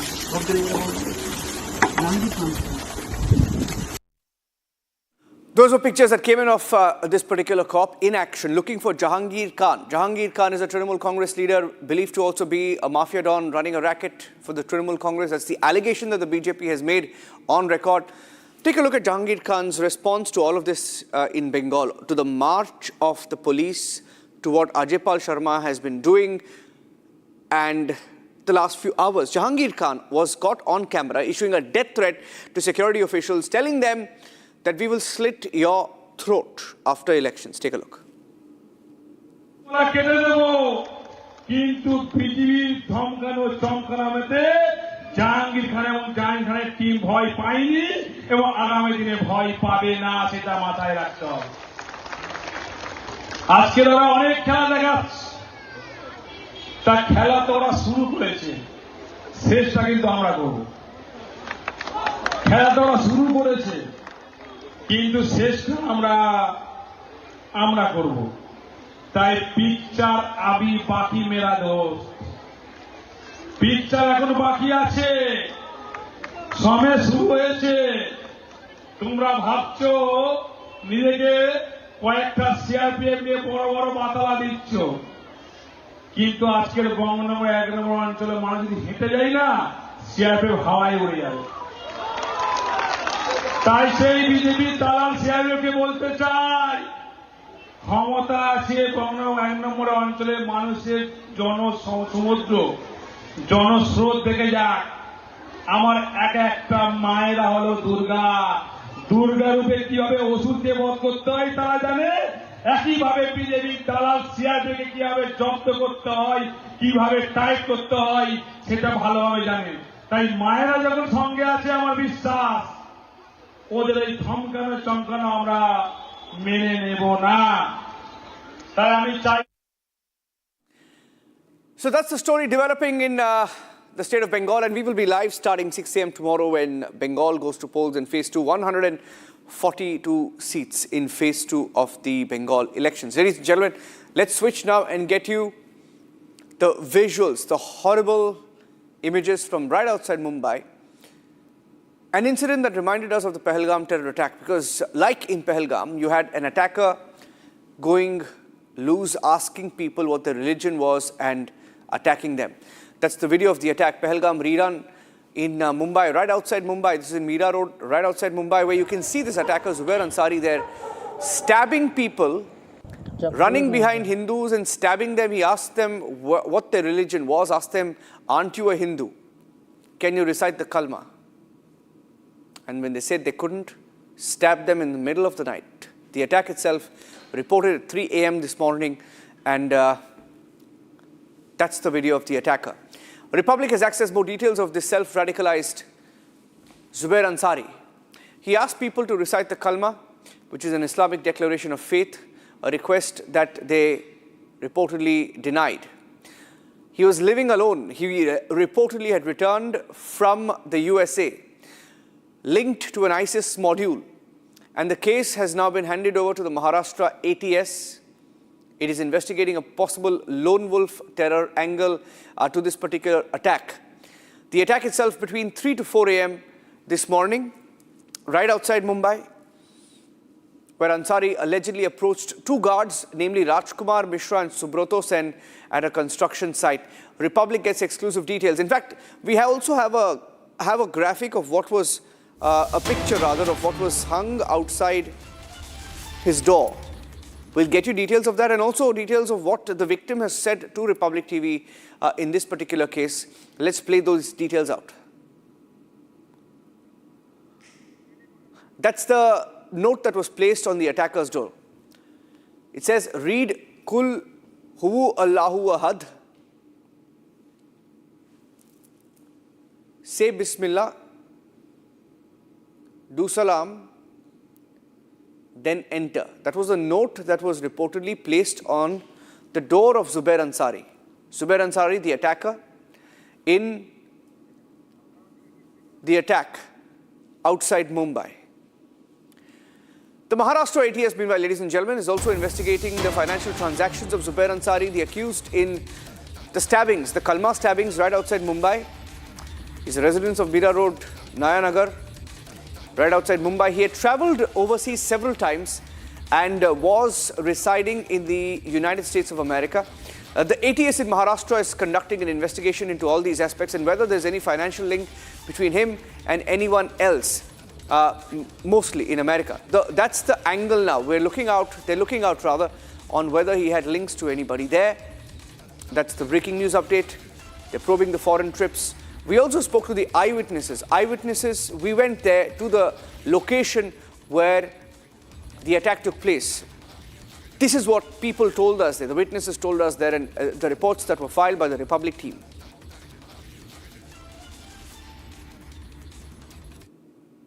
मैं बाहर गया था काम से तो घर जा रहा था तो उतने में मैं अंदर घुसा ना तो वॉचमैन लोग डरे हुए थे मेरे को रुका है बोले ऐसा ऐसा हुआ है तो फिर मैं डायरेक्ट उसका हाथ पकड़ा चौकी लेके गया फ़ौरन उसको फिर उसने पुलिस चौकी में सब बताया फिर उसने बोला कि किसका हाथ पकड़े थे पहले वॉचमैन का लिया क्योंकि जो दूसरा लगा सुबह था वो अंदर छुपा हुआ था मतलब डर के मारे छुपा था अंदर बाहर नहीं आ रहा था तो वॉचमैन ने उन लोगों ने बोले कि वो अंदर ही है तो मैं उसको ढूंढा मिला तो उसको ही पकड़ के मैं चौकी लेके गया फिर पुलिस वाले लोग ने बोले कि उसको जाके तेम्बा हॉस्पिटल में पहुंचा दो तेम्बा हॉस्पिटल में पहुंचा के मैं आ गया अपना उस समय जो राजकुमार थे मिश्रा उस समय थे वहाँ पे नहीं वो टाइम थे उनकी वो सुब्रतो की जान बचाने के लिए उसने उसको भी चाकू मार दिया ऐसा बोल रहे कौन बोल रहा था वॉचमैन लोग ही बोल रहे थे तो सुब्रतो कहाँ छुपा था सुब्रतो यहाँ पे बाहर बैठा था तो बाहर हुआ था पहले वो अपनी जान बचाते बचाते अंदर भागा अंदर जो मिश्रा जी करके वो हेड है यहाँ के उन लोग के हेड है सुपरवाइजर है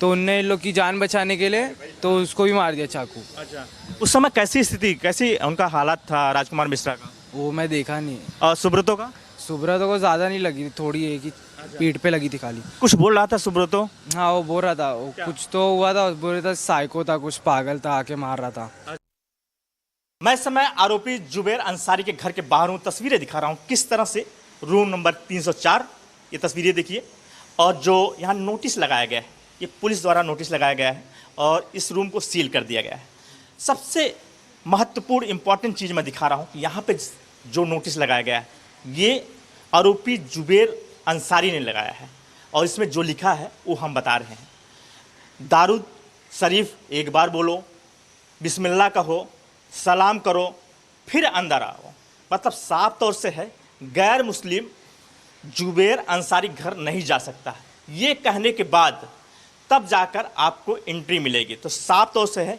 जुबैर अंसारी कितना कट्टर है ये साफ तौर से यहाँ पे जो नोटिस लगाया गया है ये छोटा सा नोटिस यहाँ चिपकाया गया है ये तस्वीर में दिखा रहा हूँ ये देखिए किस तरह से और यहाँ पे साफ तौर से लिखा है कि सलाम करो यहाँ पर और आते यहाँ पे कुछ उर्दू में भी लिखा गया है तो कहीं न कहीं ये बताता है कि किस तरह से जुबैर अंसारी कट्टर है और जिस तरह से महाराष्ट्र ATS के जांच में सामने आया कि जो नोट्स मिले हैं उसमें ISI साथ ही जिहाद और कई ऐसी चीज़ें मिले हैं जिसको लेकर महाराष्ट्र ATS जांच कर रही है ये तस्वीरें बयां कर रही है कि आरोपी जुबैर अंसारी कितना कट्टर है और यहाँ पे नोटिस लगाया गया है कि आपको ये कहना पड़ेगा तब जाकर यहाँ पे घर के अंदर एंट्री मिलेगी फिलहाल महाराष्ट्र एटीएस जांच कर रही है, एनआईए जांच कर रही है और लगातार इस मामले को लेकर खुलासे हो रहे हैं।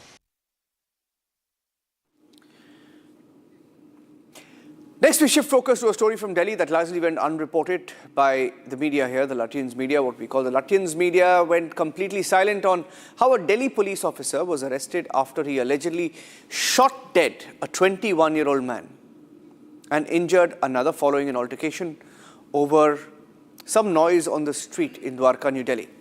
The head constable, identified by his first name Neeraj, is posted with the Delhi Police Special Cell, and according to officials, the murder took place when the police officer objected to a group of people who were returning from an event, and he claimed they were making noise in the street in front of his house. He stepped out, got into a fight, and then removed his Glock pistol, shot at one of the victims right in the chest.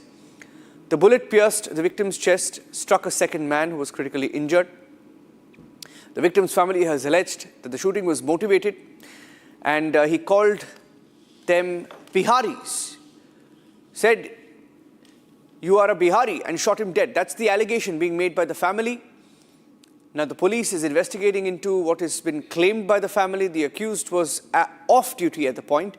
Officials say they're also investigating whether he used his service pistol in the crime. A Glock pistol was used. Investigation is on.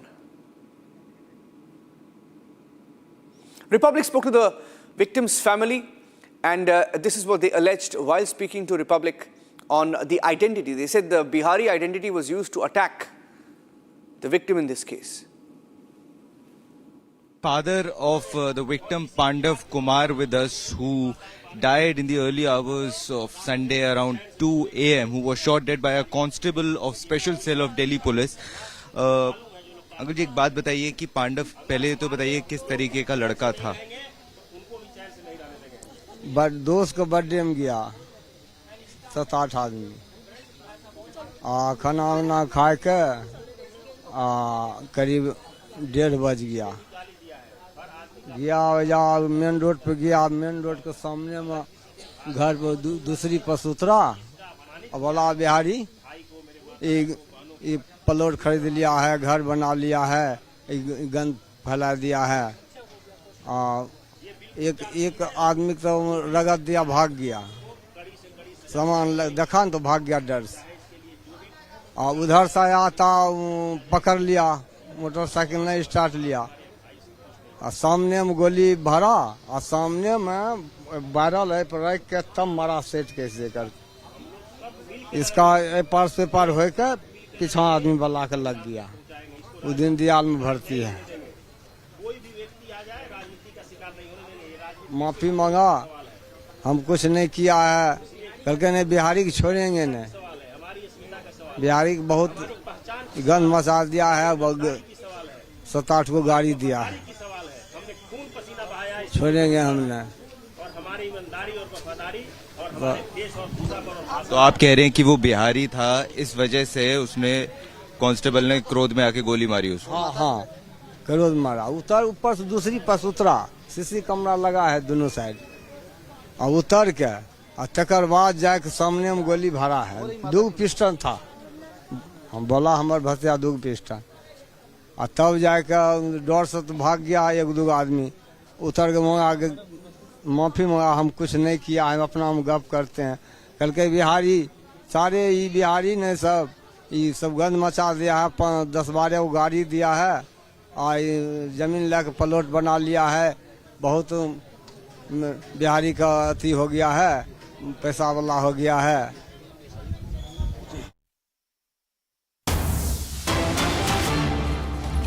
Meanwhile, there was also a protest march that broke out following the shooting of a youth. These are pictures of the protests that were carried out in the national capital, where people asked the question, is it a crime to be a Bihari? This is what happened in the national capital. Sarthak is joining us live. Sarthak, what are the facts of this case on the claim being made by the family that the boy was called Bihari and shot? Either way, why would a police officer shoot someone in the chest point blank?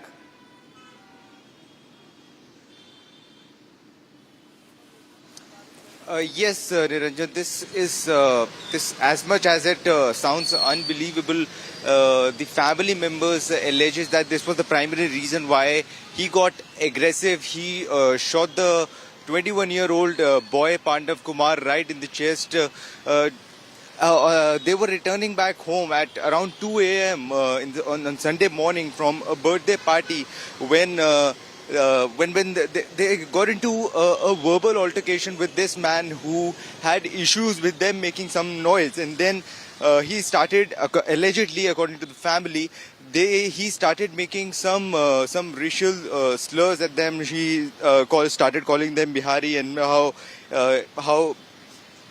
problematic it is to be a Bihari, and then eventually that verbal altercation turned into a physical scuffle, and eventually he went inside the house. He came out with a service revolver and he shot at these three boys who were sitting on a bike. The shot went through Pandav Kumar's chest. He died at the spot, and the second man, Krishna, got struck by that bullet. He is also critically injured. He is at this point in the hospital. The friends of Pandav Kumar, the victim, say that it was his some form of hatred towards Biharis, due to which he became extremely aggressive and decided to fire a shot at them. At this point, the family is demanding strict actions to be taken against the constable. Just to remind the viewers, he has been taken into custody by Delhi police. Initially, after the incident, he was absconding. Delhi police took cognizance of this. They found him. He has been taken into custody.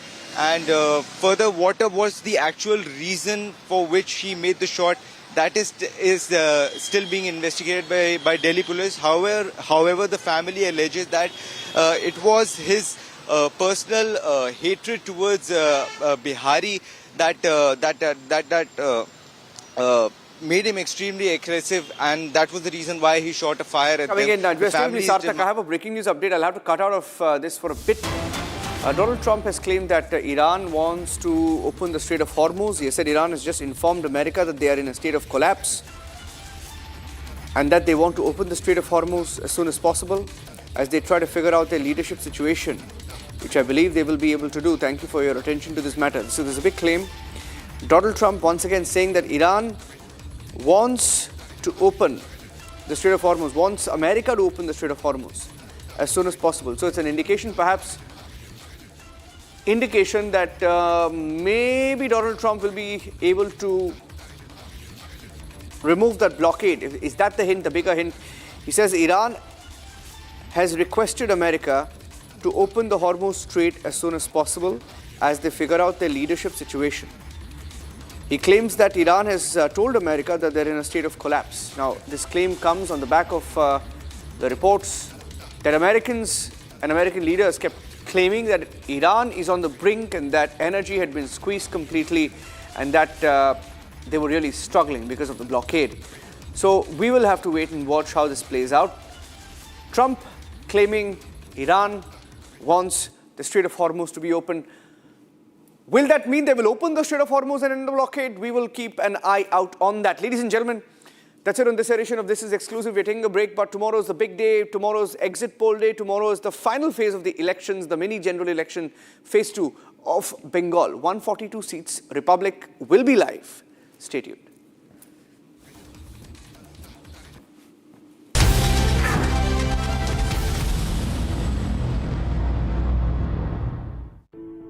In the India Today Best Universities Survey, India's #1 ranked universities in various streams are JNU Delhi, Amity University, AIMS Delhi, IIT Delhi, and National Law School Bengaluru. साथी हाथ बढ़ाना साथी रे Jindal Saathi seal साथी रे अरे solid इसकी feel है जिंदल साथी सील है दोस्त की स्टेनलेस स्टील है क्वालिटी में दम है साथी रे बिजनेस करेगा ग्रो साथी रे टाइमलेस इसका लुक है साथी रे और जिंदल साथी सील साथी रे जिंदल साथी सील है तो असली स्टेनलेस स्टील है। तो जब भी आप stainless steel pipes and tubes खरीदें, जिंदल साथी सील जरूर चेक करें। Jindal stainless, India's leading producer of stainless steel. थोड़े में ज्यादा स्वाद, यही तो है इसकी खास बात। वाओ मामा, क्या स्वाद है। अरे मेरे राजा, रानी, इस घर में कुछ है जो टूटता नहीं। ये पिलर कभी नहीं टूटेगा। रुंगटा स्टील TMT से बना। रुंगटा नहीं तो घर स्ट्रॉन्ग नहीं। रुंगटा स्टील TMT बार एकदम सॉलिड। चमकी चाट से क्या बना है? सैंडविच, लस्सी और छाछ। हर घूंट में चमकी चाट। अब बताओ, स्वाद आया? असली स्वाद सिर्फ चंकी चाट। केसरिया से मन जोगी हुआ रे, दिल झूमे देखो मतवारा हुआ रे। केसरिया से मन जोगी हुआ। हर पल मनाओ केसरी त्योहार। विमल, बोलो जुबान Kesari.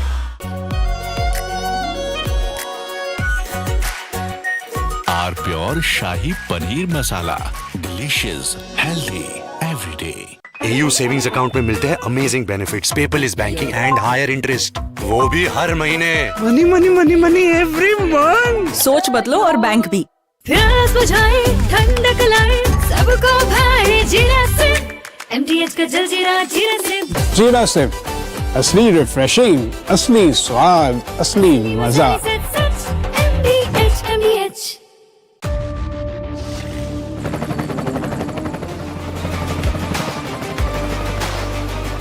Corrector, the taste of success. R pure suji pasta, उबालो मिलाओ और खाओ। 8 मिनट में तैयार। क्या टेस्ट है सबका राजा, R pure masala.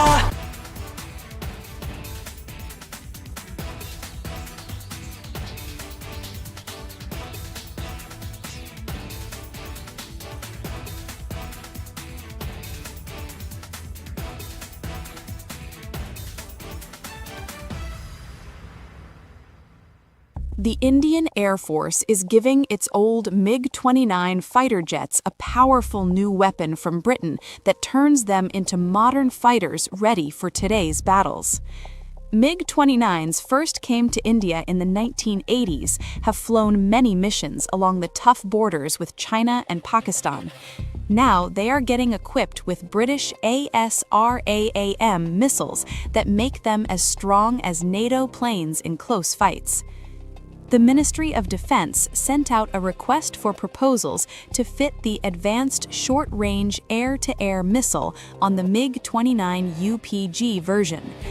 This British missile from the company MBDA replaces the old Russian R-73 that pilots used for years. The R-73 could only reach targets 10 to 15 kilometers away, which forced pilots to fly too close to the enemy and take big risks. The ASRAAM changes all that. It can hit targets more than 25 kilometers away, almost double the old range. It flies at Mach 3 speed and uses a smart infrared seeker that ignores enemy flares and jamming better than before. The Indian Air Force flies more than 55 of these MiG-29 UPG jets in frontline squadrons. These planes guard the northern and western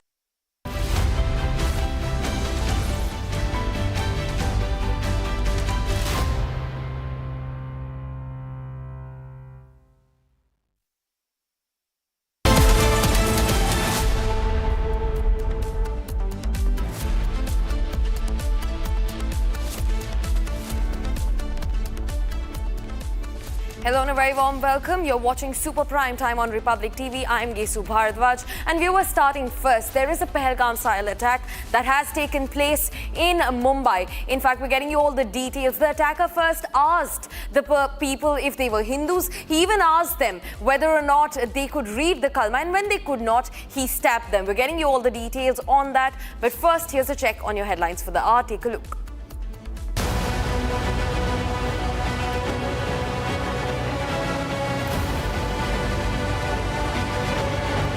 TMC versus BJP over appointment of Uttar Pradesh's top police Ajay Pal Sharma as West Bengal poll observer. TMC says Bengal is no Uttar Pradesh.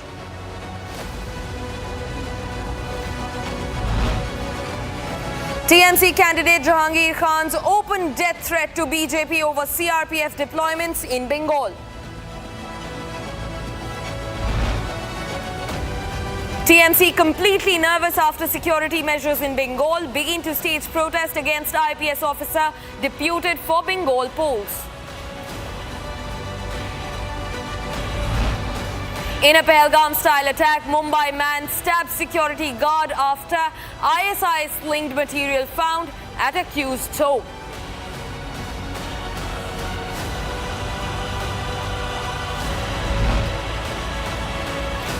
A Pahalgam-style attack in Maharashtra. Victim reveals he was stabbed after asked to recite the Kalma.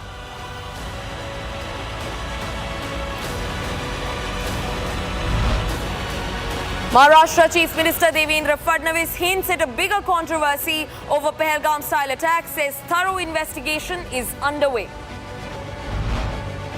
Anil Ambani in bigger trouble now. ED attaches fresh assets worth rupees 3,034 crore, properties of Reliance Communications and Infra attached.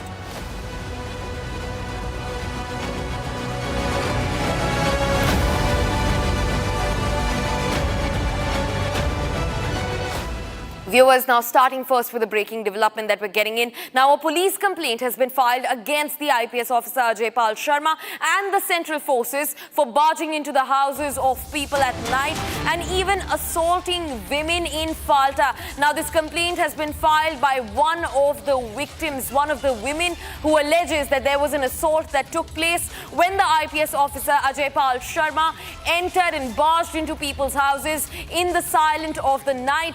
And in fact, this registration of complaint is also against the central forces, and this comes from Falta.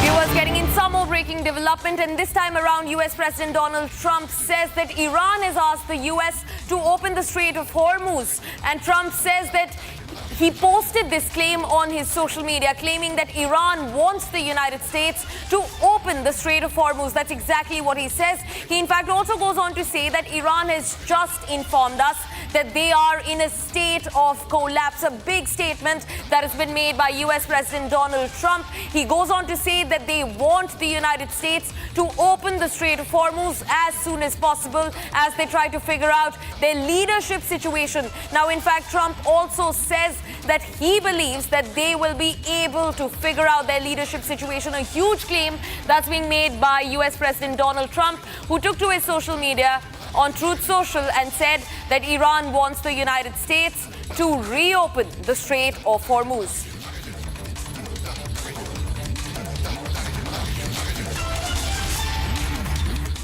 Viewers, now as India is going through a disturbing phase of violence in the West Bengal elections within its own cities, we're also getting in another development that comes in from Mumbai. Now, from Pahalgam to Mumbai's Mira Road, the pattern raises uncomfortable questions. In a chilling incident, 2 security guards were allegedly attacked after being asked to recite the Kalma. And when they could not do so, they were brutally stabbed. The accused, Zubair Ansari, reportedly armed with a knife, targeted them solely based on their identity. In fact, handwritten notes have also been recovered from the accused person's home with words like ISIS, Lone Wolf and Jihad written on them that have only deepened the seriousness of the case, now being probed for possible terror links. In fact, viewers, also political reactions have exploded with sharp accusations and even counter-accusations. But beyond the politics, the core question remains. Is this an isolated act of violence or a sign of a deeper, more dangerous radicalization? And more importantly, how many more warnings before decisive action follows? Take a look at everything that unfolded and the state's response.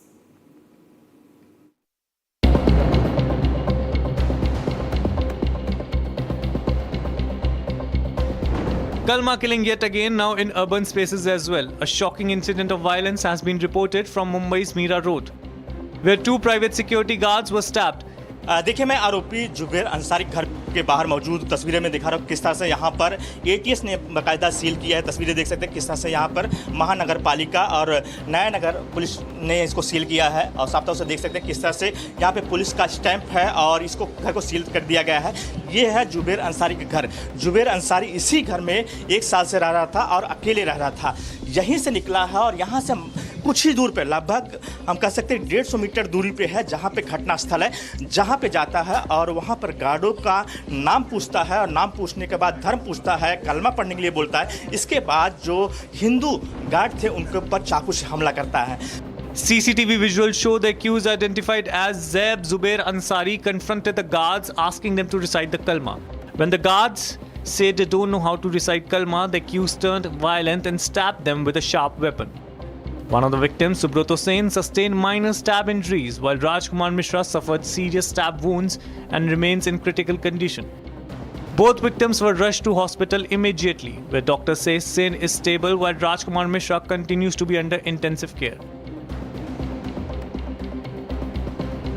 Police have registered a case under Section 109 and 118. Given the nature and the gravity of the attack, the investigation has now been handed over to the Anti-Terrorism Squad. The accused was born in the Kurla area of Mumbai and used to live alone.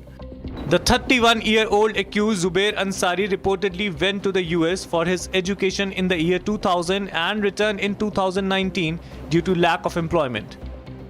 During searches at the residence, investigators reportedly recovered handwritten notes containing terms like ISIS, Lone Wolf and Jihad, raising suspicions of radicalization.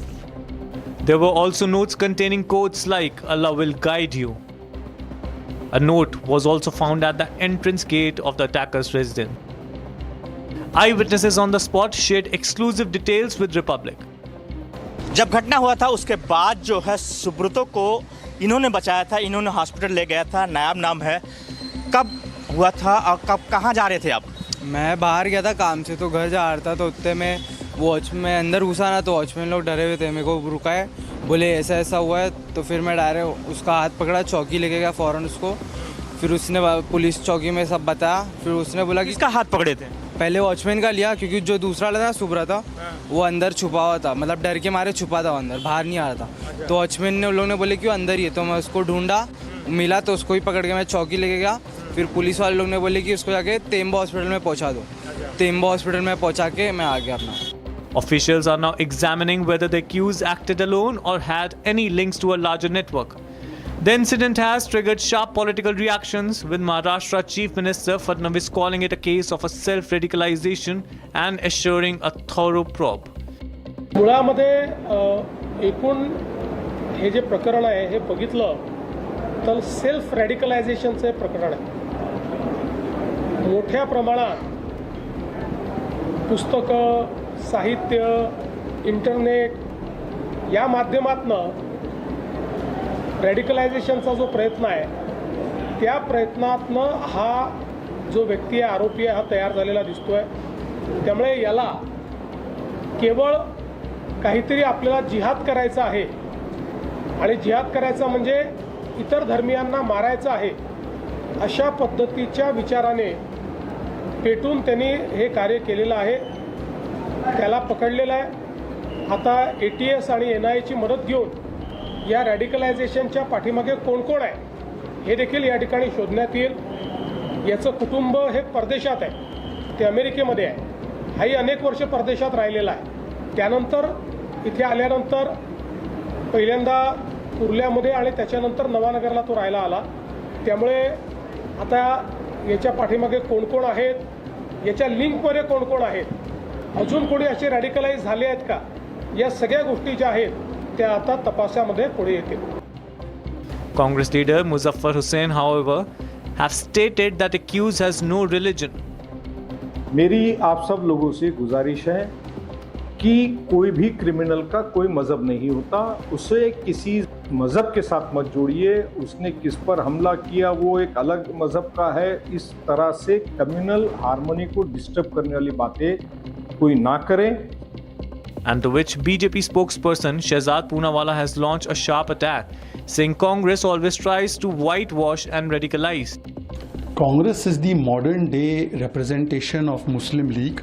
It is behaving like Jinnah, who divided India on communal lines. Same thing Congress is doing. They have once said that the first right of resources of this country belongs to Muslims. They have taken away SC, ST, OBC reservations and given it to the Muslim community on religious lines, which is against Ambedkarji and against the constitution. They have given reservation to Muslims in civil contracts also, which is against the constitutional spirit. And now also they are doing this only to rub salt into the wounds of the Hindu community. As investigation continues, the incident, the Pahalgam attack, has once again raised serious concerns over radicalization and jihadi attacks, now spilling in urban spaces as well.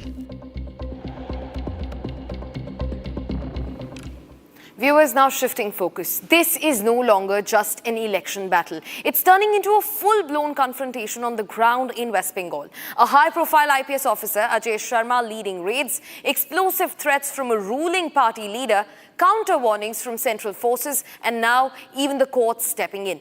As the campaign ends, the fight has only intensified, with law enforcement, politics and power colliding head-on. Our next report tracks how the Bengal battleground has spiraled from crackdowns to open threats, and why this election is now about far more than just votes and what meets the eye. With central forces on high alert, the Calcutta High Court stepping in, and tensions rising across districts.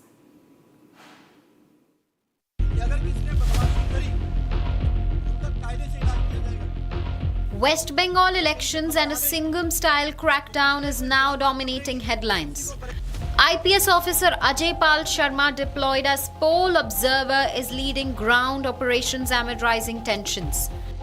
On the final day of campaigning, a major crackdown. Raids conducted in hideouts linked to TMC candidate Jahangir in Falta constituency. Heavy deployment of SSB, FST and QRT teams, with the operation led by Ajay Pal Sharma himself. Jahangir Khan, accused in past violence cases including alleged stone pelting on BJP leaders, is also seen as politically linked to Abhishek Banerjee. Meanwhile, central forces intensify presence on ground. CRPF launching Operation Trust, ensuring 24/7 domination, Naka checking and security in sensitive zones. But the situation escalated dramatically after explosive threats from TMC leader Jahangir Khan, targeting the officer and the central forces.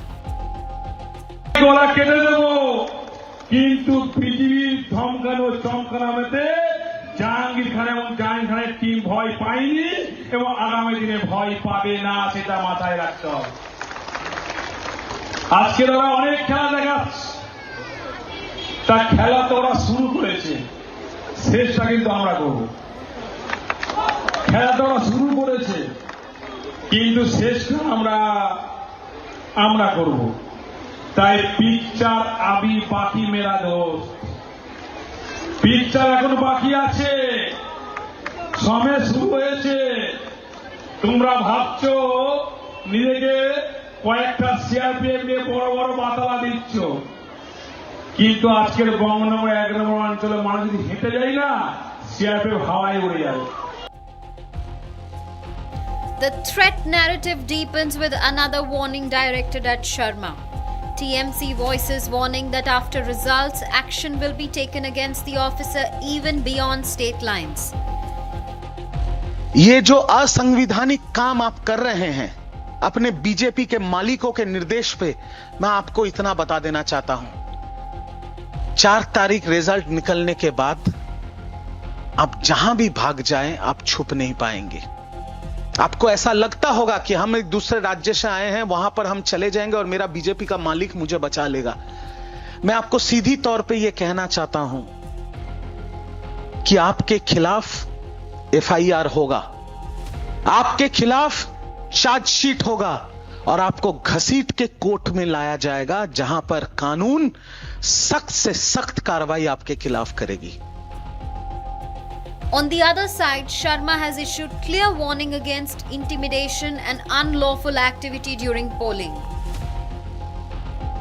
आसपास के जितने भी लोग हैं अच्छी तरह से समझ लें कि अगर किसी ने बदमाशी करी तो उनका कायदे से इलाज किया जाएगा। फिर अगर कहीं से खबर आ गई कि किसी ने कोई खुराफात करने की, किसी को परेशान करने की कोशिश की है, तो फिर उसकी खबर फिर अच्छे से लेंगे हम।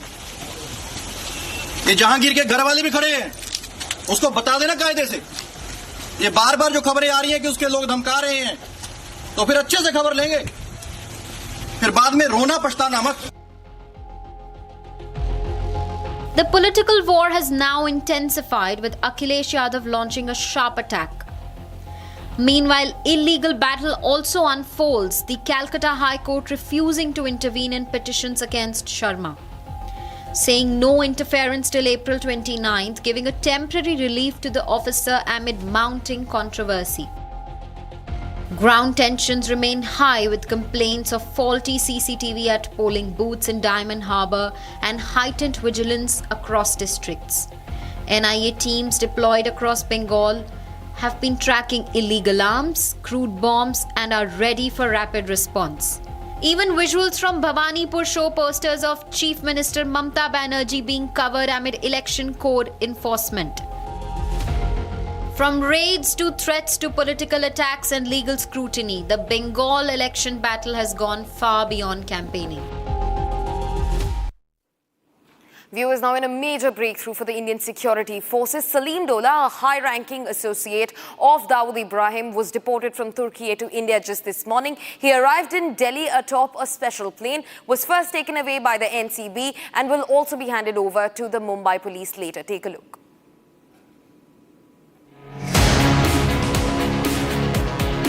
Salim Dola, drug kingpin who was apprehended in Istanbul, Turkey following a high-stake coordinated operation between Indian and international intelligence wings, arrived at the Delhi Technical Airport today under heavy security.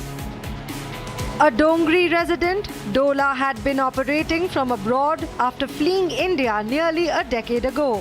Running a multi-state narcotics network is a close aide of Dawood Ibrahim. Upon his arrival in the national capital, Dola was immediately taken into custody by intelligence officials and is currently undergoing intensive interrogation at an undisclosed location. Authorities seized a Kuwaiti ID and a Bulgarian passport from Salim Dola, exposing the sophisticated alias used to facilitate his international movement. A known figure to narcotics agencies, Dola has been linked to international cartels and was first arrested in 1998 with 40 kgs of mandrax at Mumbai airport. Investigations indicate that Dola had established a complex trafficking network utilizing container transport, where illicit shipments were meticulously disguised as legitimate commercial goods to bypass port security. He is expected to be handed over to the Mumbai police or the NCB shortly for further proceedings related to multiple pending cases involving drug trafficking and money laundering. Viewers, that's all that we could wrap in this edition of Super Prime Time. But don't go anywhere. On the other side, at 8 p.m. on The Debate, our editor-in-chief, Arnab Goswami, will decode the Pahalgam-style attack that happened in Mumbai and everything that's ongoing, including an exclusive CCTV footage that shows the attacker and the moments of the attack. Stay tuned.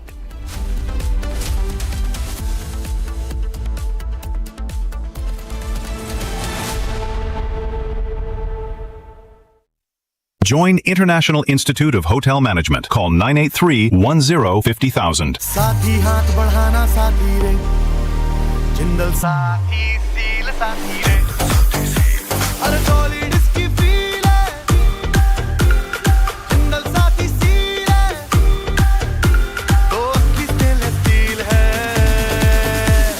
Quality में दम है साथी रे business करेगा grow साथी रे timeless इसका look है साथी रे और जिंदल साथी सील साथी रे जिंदल साथी सील है तो असली स्टेनलेस स्टील है। तो जब भी आप stainless steel pipes and tubes खरीदें, जिंदल साथी सील जरूर चेक करें। Jindal stainless, India's leading producer of stainless steel. थोड़े में ज्यादा स्वाद, यही तो है इसकी खास बात। वाओ मामा, क्या स्वाद है। अरे मेरे राजा, सबका राजा आरती और मसाला।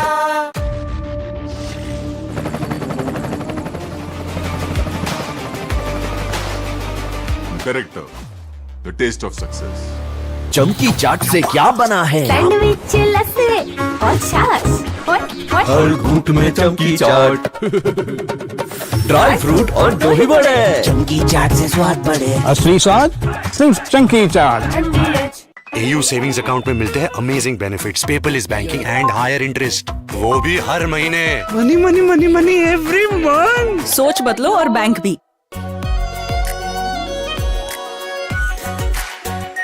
Are pure shahi paneer masala, delicious, healthy everyday. रानी, इस घर में कुछ है जो टूटता नहीं। ये पिलर कभी नहीं टूटेगा। रुंगटा स्टील TMT से बना। रुंगटा नहीं तो घर स्ट्रॉन्ग नहीं। रुंगटा स्टील TMT बार एकदम सॉलिड। प्यास बुझाए ठंडक लाए सबको भाए जीरा से MTH का जलजीरा जीरा से। जीरा से असली रिफ्रेशिंग, असली स्वाद, असली मजा। MTH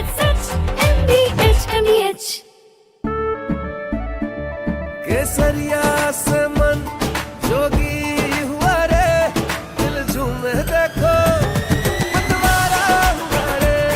केसरिया से मन जोगी हुआ। हर पल मनाओ केसरी त्योहार। विमल, बोलो जुबान Kesari.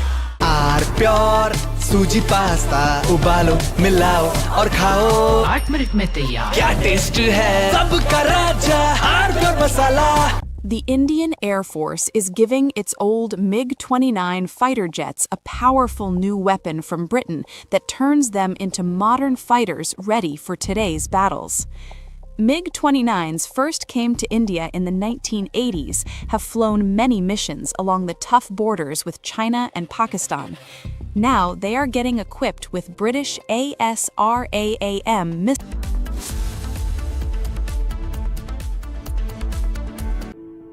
In the India Today Best Universities Survey, India's #1 ranked universities in various streams are JNU Delhi, Amity University, AIMS Delhi, IIT Delhi, and National Law School Bengaluru.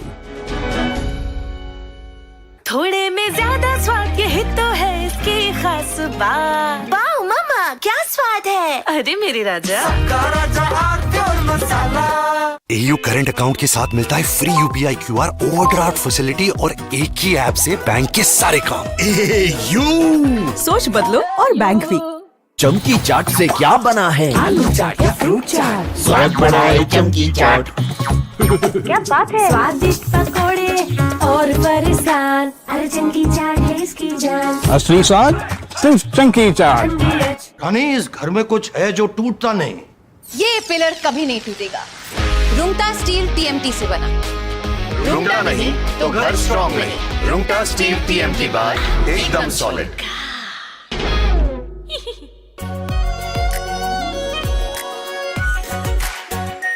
Are pure shahi paneer masala, delicious, healthy everyday.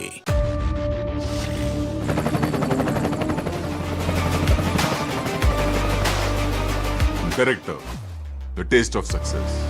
चमकी चाट से क्या बना है? Sandwich लस्सी और छाछ हर घूंट में चमकी चाट, ड्राई फ्रूट और दही बड़े, चमकी चाट से स्वाद बढ़े। असली स्वाद सिर्फ चमकी चाट। साथी हाथ बढ़ाना साथी रे, जिंदल साथी सील साथी रे। अरे सॉलिड इसकी फील है,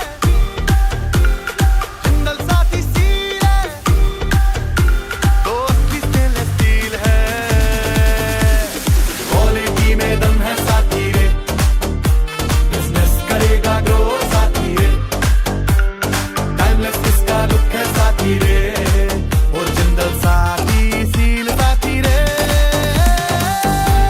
जिंदल साथी सील है तो असली स्टेनलेस स्टील है। तो जब भी आप stainless steel pipes and tubes खरीदें, जिंदल साथी सील जरूर चेक करें। Jindal stainless, India's leading producer of stainless steel.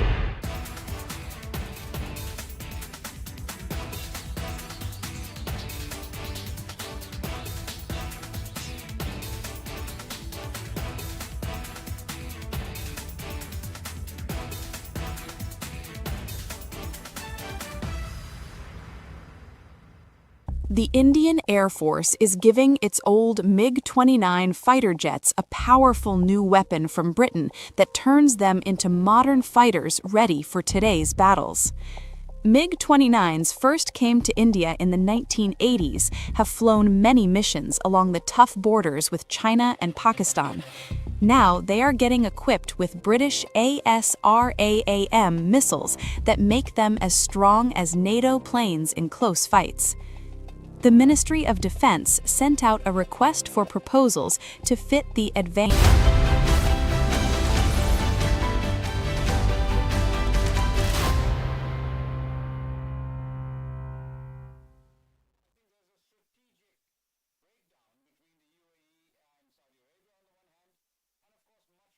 Join International Institute of Hotel Management. Call 983-10-50,000. साथी हाथ बढ़ाना साथी रे जिंदल साथी सील साथी रे अरे सॉलिड इसकी फील है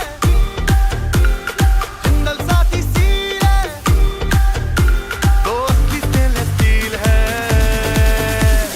क्वालिटी में दम है साथी रे बिजनेस करेगा ग्रो साथी रे टाइमलेस किसका लुक है साथी रे और जिंदल साथी सील साथी रे जिंदल साथी सील है तो असली स्टेनलेस स्टील है। तो जब भी आप stainless steel pipes and tubes खरीदें, जिंदल साथी सील जरूर चेक करें। Jindal stainless, India's leading producer of stainless steel. R pure suji pasta उबालो मिलाओ और खाओ 8 मिनट में तैयार। क्या टेस्ट है सबका राजा R pure masala.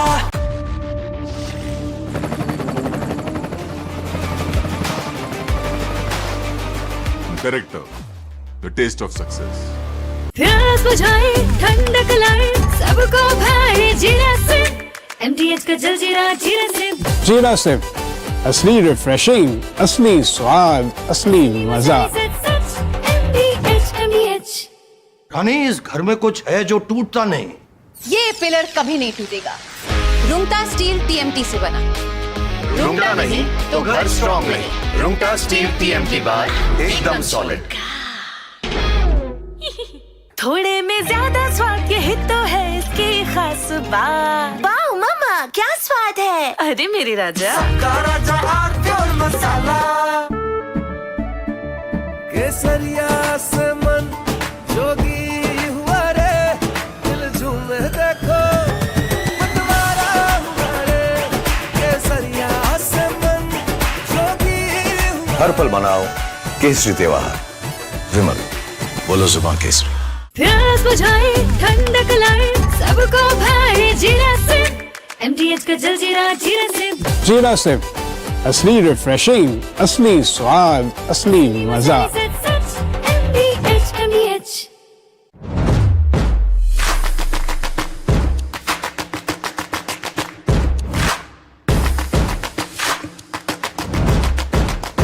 The Indian Air Force is giving its old MiG-29 fighter jets a powerful new weapon from Britain that turns them into modern fighters ready for today's battles.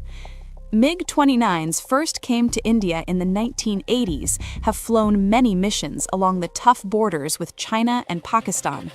Now they are getting equipped with British ASRAAM missiles that make them as strong as NATO planes in close fights. The Ministry of Defense sent out a request for proposals to fit the advanced. These assembly elections are peculiar in the sense that these are a set of elections where BJP has hardly anything to lose, except Assam. Everywhere else, it is some like an underdog. The results will be very exciting. Nowhere it's very clear what's going to happen. We will have a ball on the election results day. I'll be there on 4th May on Republic TV as usual for the election analysis. It's going to be exciting, not just cold figures. So let's come and meet with Arnab Goswami on 4th of May.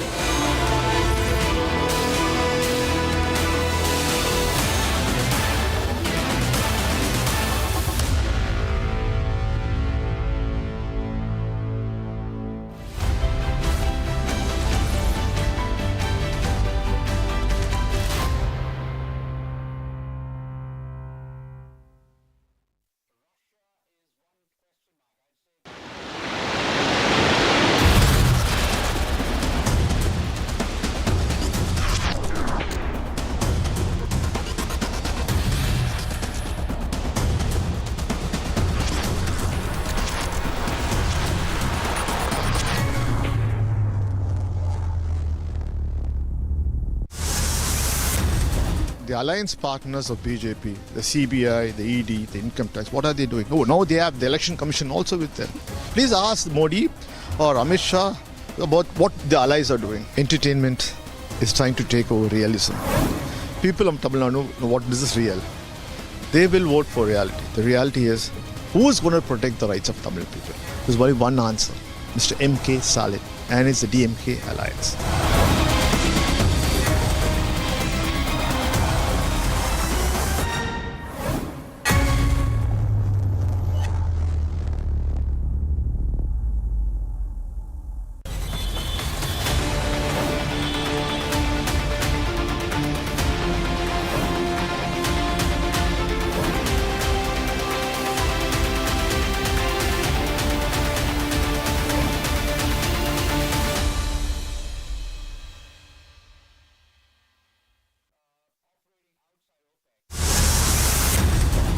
Mamata Banerjee ने कहा है कि शाम को 7 बजे के बाद महिलाएं बाहर न निकले। मैं कहता हूं आप भाजपा सरकार बना दो, छोटी बच्ची एक स्कूटी लेकर रात को 2 बजे निकले, कोई गुंडा आंख ऊंची कर नहीं देख सकता।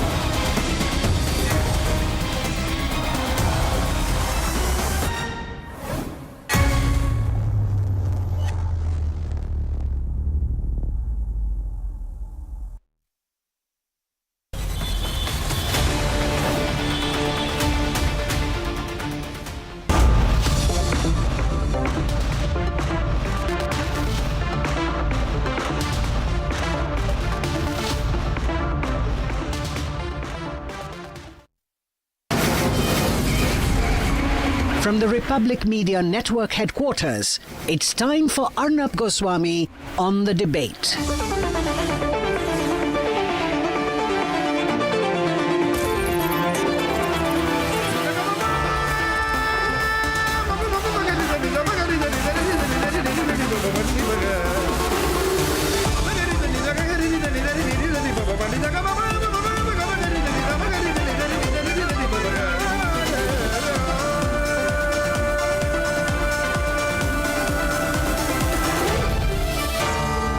Arnab Goswami on the debate. On the show tonight, a Pahalgam-style attack near Mumbai. Hindus asked to recite the Kalma, and when they couldn't, they were stabbed. Let's talk about it. Let's talk about Islamic radicalization. At 8:35 p.m. tonight, some interesting moves. I think Trump's coming under pressure and is looking for a way to open the Strait of Hormuz. This is the defeat of the United States of America. And at 9 o'clock tonight, this man is being called Uttar Pradesh's Singham IPS-Cop. Mamta and Abhishek are very scared of him. But the issue here is not about a Singham IPS-Cop against Mamta Banerjee. It is about how the Trinamool Congress is virtually promising post-poll violence. Virtually promising post-poll violence and getting away with it.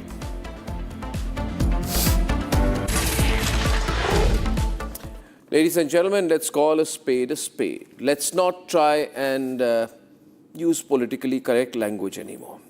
So a 31-year-old Muslim man, yes, I will say Muslim man, a 31-year-old Muslim man whose name is Zaib Zubair Ansari, ladies and gentlemen, has gone on a stabbing spree in Mumbai.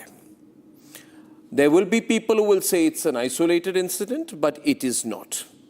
What he's done is, Pahalgam style, he's confronted people, interrogated people, asked them about their religion. The video is there, so nobody can say, I'm making this up. No, I'm not.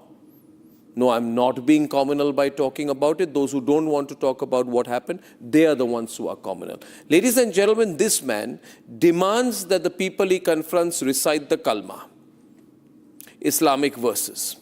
When they fail the Kalma test, straight Pahalgam style approach, he stabs them. Now our ordinary citizens expected to prove that they are Muslim on the streets to survive. Now, if I'm asking this question, it's because it is the question on the minds of every Indian today after this incident.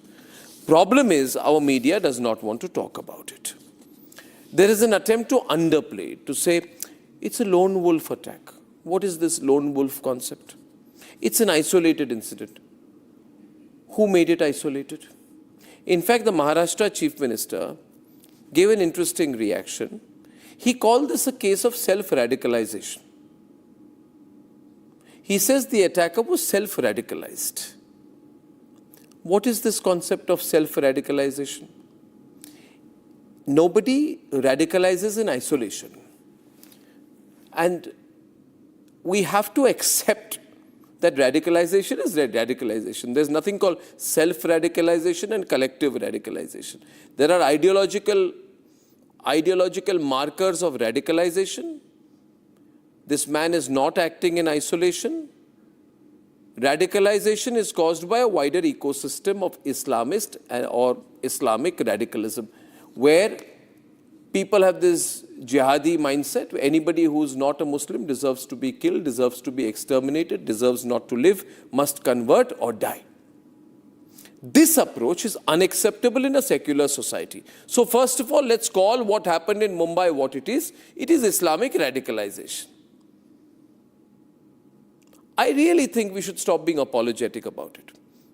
Now my question is, are people willing to accept that a Muslim man who's lost his mind, who hates anybody who is not a Muslim, particularly those who are Hindus, goes on a stabbing spree? You treat this incident, what Zaib Zubair Ansari did, as an isolated incident, or say, you know, there is a situation that made him like this, then you're denying what is there before you. Hatred towards anyone else who's not a Muslim. This is not acceptable. And we must stop being apologetic about it. I wonder where we are and why we are. Look at what happened after Pahalgam, and today everybody is saying this was a Pahalgam type attack. The man was asking people to recite the kalma or he was stabbing them. What happened in Pahalgam? Yes. The victims were asked, are you Hindu or are you Muslim? They were demanded that they should recite the kalma. Those who failed were shot at and killed point blank range. This was a kalma test, right? And the point today is kalma is not just, this kalma test has not happened only in Pahalgam pushed by Pakistan. It is moved into places near apartment complexes in the financial capital of the country. You don't want to wake up now and call it for what it is, then you're making a terrible mistake. We all know, ladies and gentlemen, that there is a group of people who say if anything happens where there's a Hindu who's a perpetrator and non-Hindu who's a victim, this group will talk about it, like they kept talking, right? When there was an RPF cop who killed an officer, right? Targeted Muslim passengers on a train. I think it was the Jaipur-Mumbai superfast train, July 31st, 2023, if I'm not wrong. Right? And ladies and gentlemen, that was a communal incident. It was bad. People died. We all condemned it. But the people who condemned that incident have got finger on their lips today. Because in this case, the perpetrator is a Muslim and the victims are targeted for being non-Muslim. Why this hypocrisy? Where is this Lutyens pseudo-secular cabal? When one incident happens where the perpetrator is a Hindu, they write tremendous long op-eds about it. Hindus have got polarized. Hindus have become frenzied. We live in an intolerant society. There were all these articles written, and these same predictable websites gave it huge exposure. Are they talking about what happened in Mumbai? No, they're saying isolated incident. Lone wolf. Don't talk about Islamic radicalization. Continue to live in denial. I say, let's not live in denial. You want to talk? Let's talk openly. What happened in Mumbai is a case of Islamic radicalization. I don't give a damn for the other fraud media who won't open their mouth about what happened because, you know, they want to balance it out. They want to be secular. Ladies and gentlemen, what secularism is this? Where these kind of incidents happen and you're supposed to be quiet about it because you don't want to upset the balance. What balance? Was there balance? Everybody talked about what Nupur Sharma had done, what she had said. Everyone condemned it, we also did. But nobody wanted to talk about the visuals I'm showing on the screen now. right? When Kanhaiya Lal was murdered with a cleaver, and those monsters put up a video showing the cleaver with which they had killed him, saying, "Sar tan se juda, sar tan se juda, sar tan se juda." At that time, you don't want to talk about it. Why? Because the perpetrators are Muslim. Because you don't want to accept that this is Islamic or Islamist or whatever grammar you want to use, radicalization, right? Where was the Jamiat Ulema-e-Hind saying, what did it say in the context, in the case of Kanhaiya, in the Sar Tan Se Juda incident? These are people who will jump in every other case. But we did not also. The fact is, society did not speak up loudly about Kanhaiya Lal. In fact, a lot of people said Udaipur Files film should not be released, because we don't want to know the truth about Islamic or Islamist radicalization. Ladies and gentlemen, I have myself given another example when we launched Republic. We did a sting operation on the same Islamic radicalized people. And that is that man, I forgot his name, is Abdullah Basit, sits there with a denim shirt, denim jeans, saying, "I'm going to carry out bombings in shopping malls. Let me go to Syria. You don't let me go to Syria, I will kill people here." And the problem is, the moment he was taken to the police station following our sting operation, I keep saying it, the same politicians went there to pull him out, saying, "Oh, he's being targeted because he's a Muslim." No, he was not being targeted. Later, this same fellow was caught trying to do a bombing before Republic Day, a few months later. But the fact is that this duality, this hypocrisy in our society, that we're not supposed to talk about Abdullah Basit, we're not supposed to talk about Satan Se Juda, we're not supposed to talk about Kanhaiya Lal, we are not supposed to talk about any case of Islamic radicalization, because we must be defensive and say, "Oh, we are secular people, so we must not talk about Zaib, Zubair, Ansari, and we must dismiss this as one isolated incident of self-radicalization." I'm sorry, great respect for Devendra Fadnavis, but I disagree with this definition of self-radicalization, lone wolf theory. Nobody gets radicalized in a vacuum. There is a social fabric around it. What are we doing to confront radicalization? Are we being apologetic about it as well? Are we willing to take the bull by the horns on this issue? This is not a street brawl. It's a religious attack. Set an example. Or this kind of Kalma test being the new currency of terrorism, even if it's an individual doing it. Why are the Muslim groups quiet? Where are the Muslim leaders? Where is Asaduddin Owaisi today? Where is Asaduddin Owaisi today? He'll hide on this subject. He'll just say, "Don't do stereotypes." I'm not doing stereotypes. I'm throwing the reality at the people, because the people have a right to know what's going on. It's our country. It's our country, ladies and gentlemen. If you were upset when incidents targeting the Muslim or minority community happened, you have a right for it. But if you're going to be quiet and say these are lone wolf attacks, isolated incidents, then you're calling for trouble. You're calling for trouble. Let's act before it's too late. Let's debate.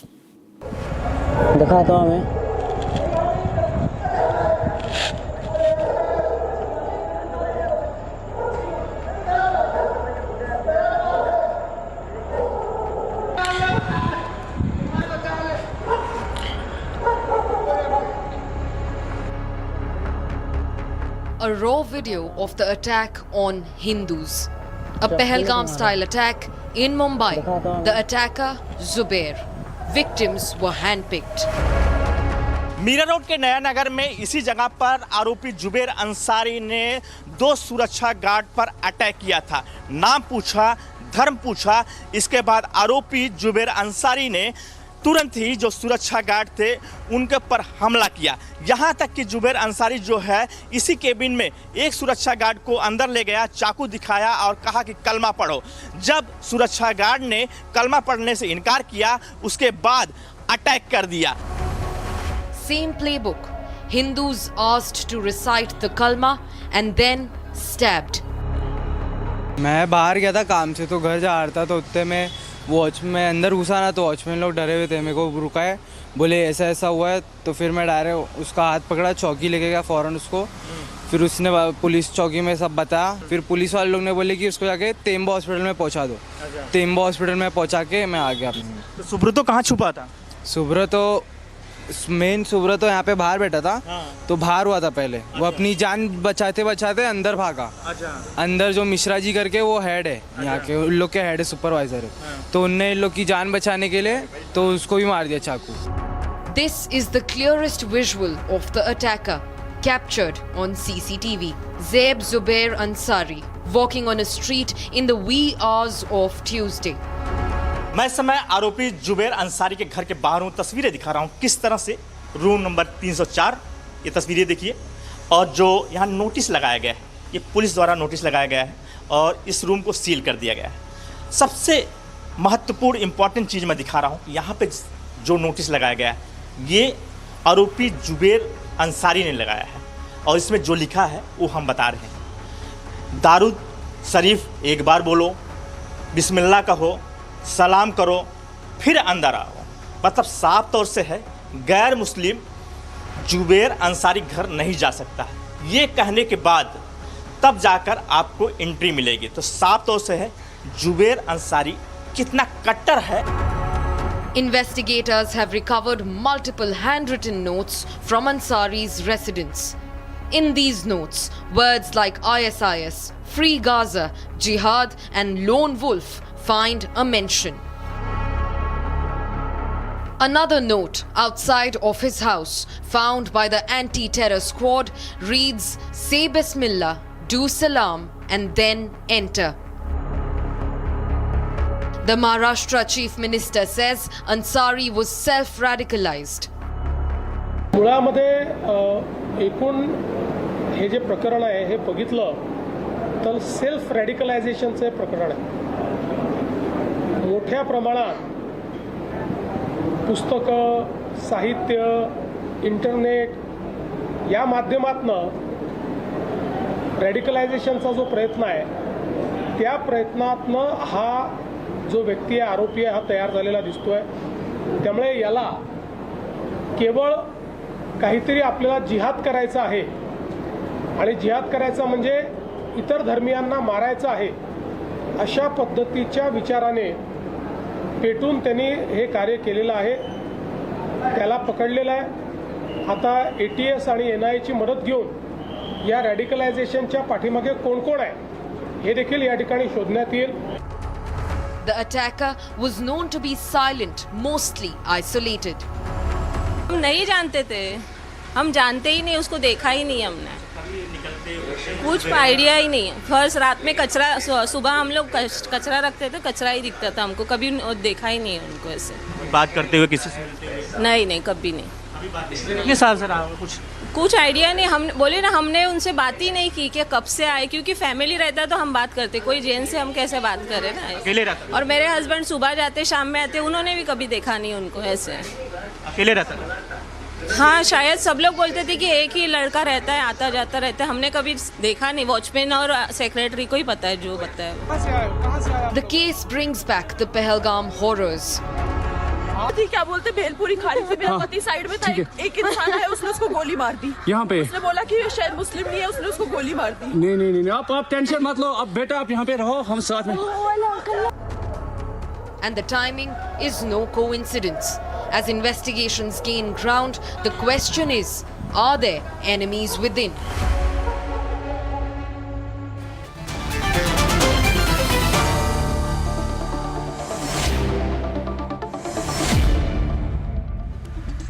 There is an attempt by some people to play this down, saying lone wolf theory and all that. Do you accept that view? Ratan Sharda, I want to start with you. There's a Kalma test fashion going on right now. What do you believe with this? I believe talking about it as, self-radicalized, individually radicalized, lone wolf, is a way of saying we don't want to talk about the real problem, which is Islamic radicalization. Ratan Sharda. Arnab, first of all, let us stop finding excuses for what is purely a terror attack. Yeah. And this terror attack is not isolated. I would say there are a series of attacks which we have been denying for so long in the name of Dara Hua Musalman, in the name of religions are always peaceful. Yeah. See, these series of attacks that are happening, if TCS undercover spying had not been done, they would have denied even TCS story. And They today would I have read denied a the story about TCS story. Piramal. They tried to also. I have read a story about Piramal, where there have been sexual grooming case again, where the father is crying about his daughter, and they will deny that also. See, this series of continuously aggressive and highly provocative attacks that Hindus will be attacked for festivals, they will be attacked for in their jobs, the sexual grooming, they will be attacked for the religion. All this is happening, and none of the so-called progressive Muslims, none of the so-called liberals have opened the mic. No, they won't talk I about believe there is deeper conspiracy. Yeah. The conspiracy is such that they are fearless. There are some centers definitely in India which are broadcasting these messages and creating this nationwide outrage. So there is a sense of civil war. This is deliberate attempt to create a civil war-like situation. Yeah, you know, and violence. Atikur Rahman, who is here with us today. Atikur Rahman, who is here with us today. Legal consequences. Yeah.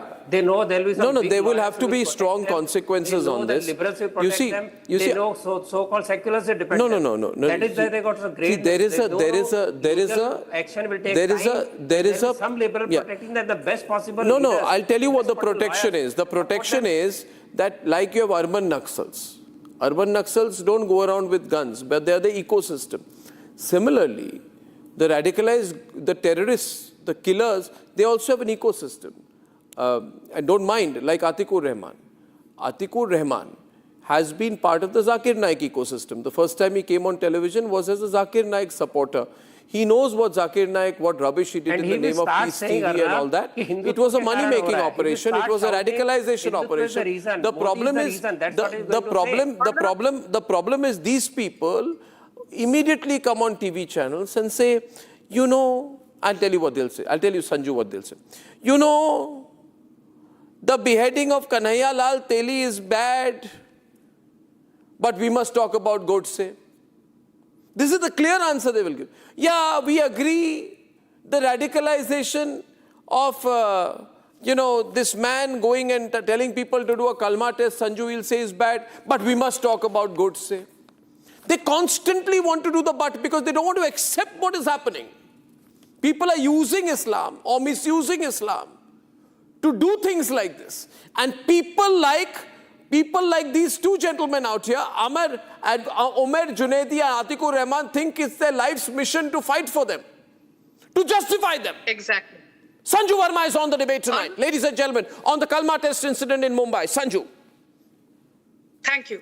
Arnab, first and foremost, the biggest lie that is being fed to the Hindus is that terror has no religion. Terror has a religion. Terror has a name. The name is radical Islam. So let's not hesitate to call out the bluff of radical Islamist terror. ये जो कहते हैं नहीं इस्लाम हमें खून खराबा करना नहीं सिखाता, दहशत फैलाना नहीं सिखाता, all that is fine. But the fact of the matter is that 9 out of 10 terror incidents in the world can be traced back to one religion, that is radical Islam. So let's not bluff ourselves. And to the likes of Namita Thapar, who extol the virtues of namaz, when called out, she plays the victim. So सबसे बड़ी problem तो हिंदुओं के साथ है. They love to bring in a false equivalence. Oh, so what if I'm reading out the benefits of namaz? I also talk about the benefits of pranayam. I also talk about the benefits of Surya Namaskar. This is how you rationalize a bloodthirsty ideology. But I'll come to that later. I will quickly end by saying one thing. The TCS corporate jihad case. Who are the perpetrators, Arnab? Nida Khan, Asif Ansari, Shafi Sheikh, Shahrukh Qureshi, Raza Memon, Tausif Attar, Danish Sheikh. They all belong to one religion. I don't need to specify which one. Then look at the Amravati coaching jihad case. Who's the perpetrator? Ayan Ahmad Tanveer. Again belongs to a specific religion. Look at the perpetrator of the Nagpur NGO jihad case. The name of the key perpetrator, Riaz Qazi, belongs to a specific religion. Then let's look at what happened in Mira Road. Imagine, Zubair Ansari asks two construction workers to read out the kalma. When they refuse, he shoots them at point blank range. Stabs them. Zubair Ansari also belongs to a particular religion. मतलब सारे के सारे perpetrators belong to a particular religion और फिर उनके brand ambassadors TV channel पर, Republic TV पर आकर कहते हैं terror has no name, terror has no religion. We believe in we peace. must find out why this poor Zaib Zubair Ansari became like that. The problem is not with the man who's done a kalma test. The problem is with our society, you see. It's a society Exactly. problem. There's the whole drama. This drama has to stop. We know the drama. We know the drill. We know what they will say. Now they will say, oh, but you know, you mentioned 10 Muslim names, but there was one Hindu name. That was what, that is what Atik, one Hindu name was there. In the TCS case. They will say you are hosting very incendiary debates. Then Silte, you're doing very incendiary debates. Exactly. Because I'm not a pseudo, I'm not a fraud, I'm a nationalist, this is bad for my country. Now they are looking down, both of them. They are saying, सारे arguments तो अर्नब ने बोल दिए. अब हम क्या बोलेंगे? There's nothing to say. There is nothing to say. So the point is, this man, have you seen the welcome note where he is said? Say Bismillah and offer salam, then enter. If a Hindu were to put up a note like this outside his house, what would happen? Sadhvi Jaya Bharti? If Sadhvi Jaya Bharti was to put a note like this, there would be a front page story in some pseudo papers. But if it's a Muslim, they're asserting their rights. Yes. Sadhvi Jaya Bharti, just unmute yourself, please. Arnab, what we are looking at this moment, and I totally agree with Ratan Shardaji, that there is a deliberate attempt to create an unrest and a civil war-like situation. Because what we are looking at this right now, even if there are lone wolves, there is an army of lone wolves who are radicalized. This is an institution. It's a complete. It's not somebody self-radicalized. There's an institutional system behind it who are radicalizing, and then there are people who are into, it is a whole categorized. There are people in the print, in the wire, in the news laundry that they will write, they are radicalized and they kill with the pen. Then there are people who are with us, they come on the TV and then they talk about, defending them. And then there are people who are this army of lone wolves are left, amok on the roads, and they go identifying people as Hindus and then they kill them. It is a high time that even this country and the political leaders do not dismiss just by giving a statement. Exactly, which is why I disagreed with this self-radicalization theory today. Radicalization, because otherwise today you are justifying somebody that, oh, this Ahmad or this Zubair or this Zayed, whoever this guy is, he had certain reasons, but what you are doing, others will start having reasons. No, my point is just because he was using a knife, what if he was using an AK-47? Yeah, what if he was using an AK-47? So and even if the so-called intellectuals, and Sanju is absolutely clear on the part that there is this religion of radical Islam and we have to call it out. 99% of people, you will not find that they will regret or they apologize or they feel bad about, because they believe in this deliberate radicalization. No. You see, they keep talking lone wolf, no, Sadhvi Jaya Bharti. What is lone wolf? Lone wolf, one of the definitions I got was a political violence committed by individuals who are motivated by an ideology, but who have no membership in a terrorist organization. Wow. So if you are not officially a member, I mean, is Al-Qaeda going to give you an identity card? Is ISIS going to give you like an equivalent of an identity card? No. This is what they want to do. I just want... the institution, forget about terrorists. The people in the Pahalgam came from across the border. No, if you're watching this anywhere in the country today, I'm saying please wake up. Please talk about what has happened in Mumbai. And don't think that this will not happen in your city, your place, your town, your community. Or with us, the danger is this can happen anywhere unless we really put the fear in these people. Yes, Atikur Rahman looking down. It's institutional system. It's not by giving a statement talking about somebody self-radicalization. Atikur Rahman, nothing to say today. Omer Junaidi, usually you jump in by now.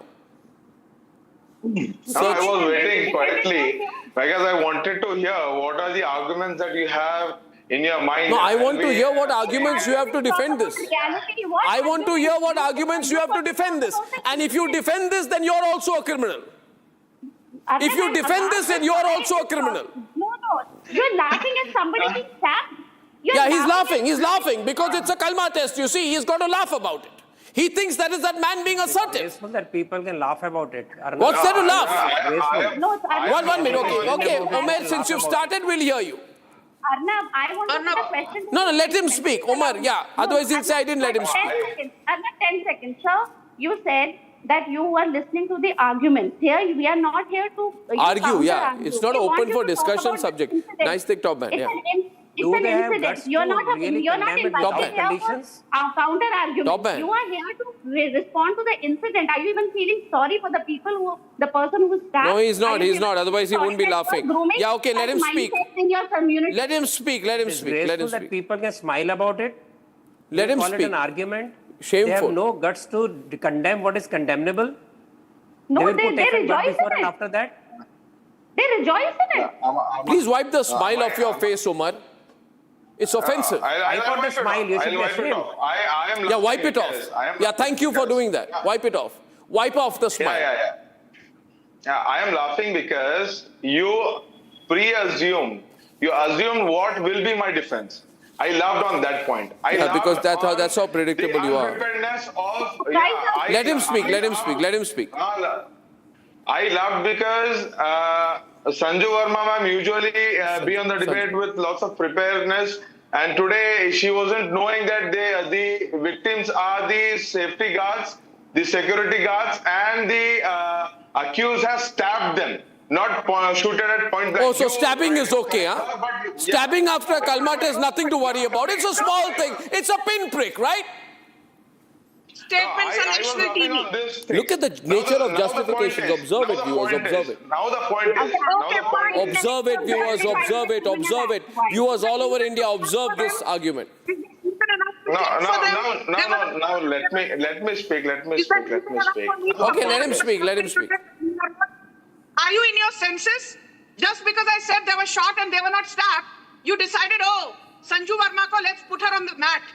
Whether they were shot or whether they were stabbed. The larger point is radical Islamist ideology. The fact is a man who's an Islamic or Islamist radicalist told people in Mumbai to recite the kalma or get stabbed. That's what the reality is. Let him speak, Omar. I want to hear the counter argument. Let him speak now.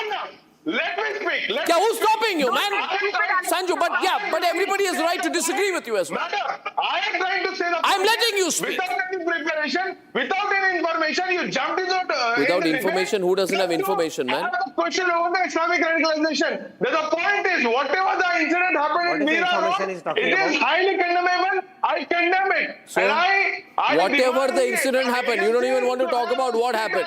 Look at the wording. Whatever the incident happened, whatever happened, it is condemnable. Ensure that there will be no legal support to this. That's all. Whatever happened, play down the incident. A man goes on the streets of Mumbai and tells people to recite the kalma or get stabbed. You say whatever happened. Will Muslim society decide that these people don't need legal protection from their mosque and their funds? Tell me that. Unless you stop supporting such people with legal support and whatever, how will they stop? You are using, your people are using laws. Let me speak, What are you going to defend? What are you saying without any evidence? What evidence do you want? Have this problem solved. What evidence do you want? Have the pressure on the judiciary. What judiciary? Problem solved. Problem will not be solved through judiciary. Here, a problem will be solved when people like you, Atikur Rahman, will stop trying to defend it indirectly. He's getting hyper because this is Republic. Atikur Rahman is quiet tonight. Yeah, he wanted to play it down. It is already 4 versus 1, Arnab. It is already 4 versus 1. Let me speak. No, Atik is refusing to talk. Atik is refusing to talk. Zakir Naik fan, Zakir Naik supporter. Zakir Naik fan club member. Even today he will support Zakir Naik. Ask him 2 questions today. He'll support the terrorist Zakir Naik. Even today Atikur Rahman will. That's the level of the hypocrisy and duplicity. And then he quotes Gandhi. You know what? After that, Sanju, he comes and quotes Gandhi on my program after being a Zakir Naik supporter. Action. Let the police file the charge sheet. Let the case be on the Well, the nation will take action. Yeah, that's all right. You see, this is what happens when you ask straight questions and put people on the back foot because you're asking the question. The problem in our country is the so-called media. The so-called media is dead. The so-called media does not ask questions. The so-called media wants to live in a pseudo-secular society. Only Republic asks these questions. Atikur Rahman, open your mouth. What happened to you today? Got the chill? Got the chill today, is it?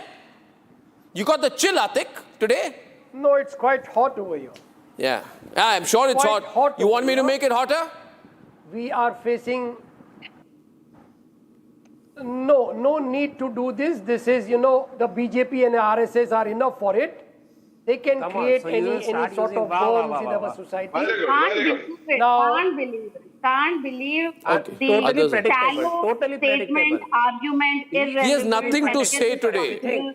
I'm surprised. He was about to give the Godse defense till I exposed him. He has nothing to say today. Who is killing people in Europe and Nigeria? No. Are there RSS there? No. Is there BJP there in No, Nigeria or we do in not Europe? need. Atikur Rahman, let him speak. Ratan Shah, let him speak. I'll give him more. Mr. RSS,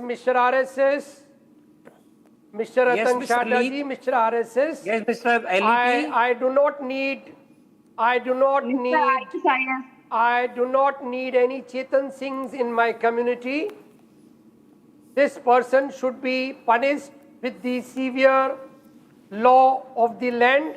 That's why I asked you, will your community Sanju see can that choose doesn't not get to good believe legal the Chief support? Minister of Maharashtra. Can you talk about the ideology which prompted him to do this? Can you, no, 1 minute. Let me ask him a pointed question. Atikur,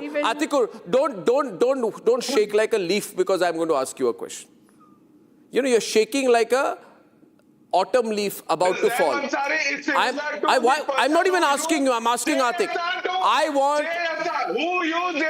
Stop freaking out. Stop freaking out. Stop freaking out. Stop freaking out now. I'm asking you. Umar, have you lost your mind? I am asking him, can Atikur Rahman in 30 seconds describe the ideology, which ideology did this man Zaib Zubair Ansari follow? Which ideology? The nation wants to know. The nation will know. The nation is asking tonight, Sanju. I want Atikur Rahman to tell me which ideology Zaib Zubair Ansari, who wanted to do a Kalma test, who did a Kalma test, which ideology did he follow? Since Wait, no, let Atik respond to that. Which ideology did he follow, Atik? Tell me. Don't avoid it, Atik.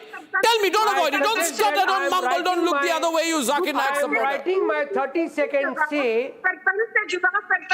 I am writing my 30-second say and I am making a WhatsApp. And you can read my WhatsApp. No, I don't want. I want to know which ideology did the man who was trying to do a Kalma test follow? Which ideology did he follow? Which ideology did he follow? Which ideology did he follow? I am writing it to the coordinator right now. Blended. I am writing it to What is there? No, 1 minute. right Ratan Shah, he's playing victim. He's playing victim. Well, I'm going to listen to you.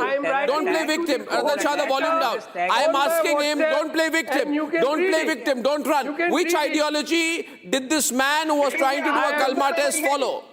Yes. Can the others be audio down? I am writing it. You tell me now, which ideology did he follow? You want me to write? No, I want you to say it. You want me to write? I muted everyone. You speak now. You want me to speak? You speak now. Which ideology did he follow? Now, nobody jumps in then. Nobody jumps in then. Don't qualify, man. Fine. Agreed. Speak, don't qualify. Okay.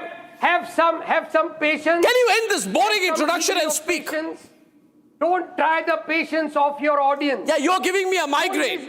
Which ideology did he follow? I can say now.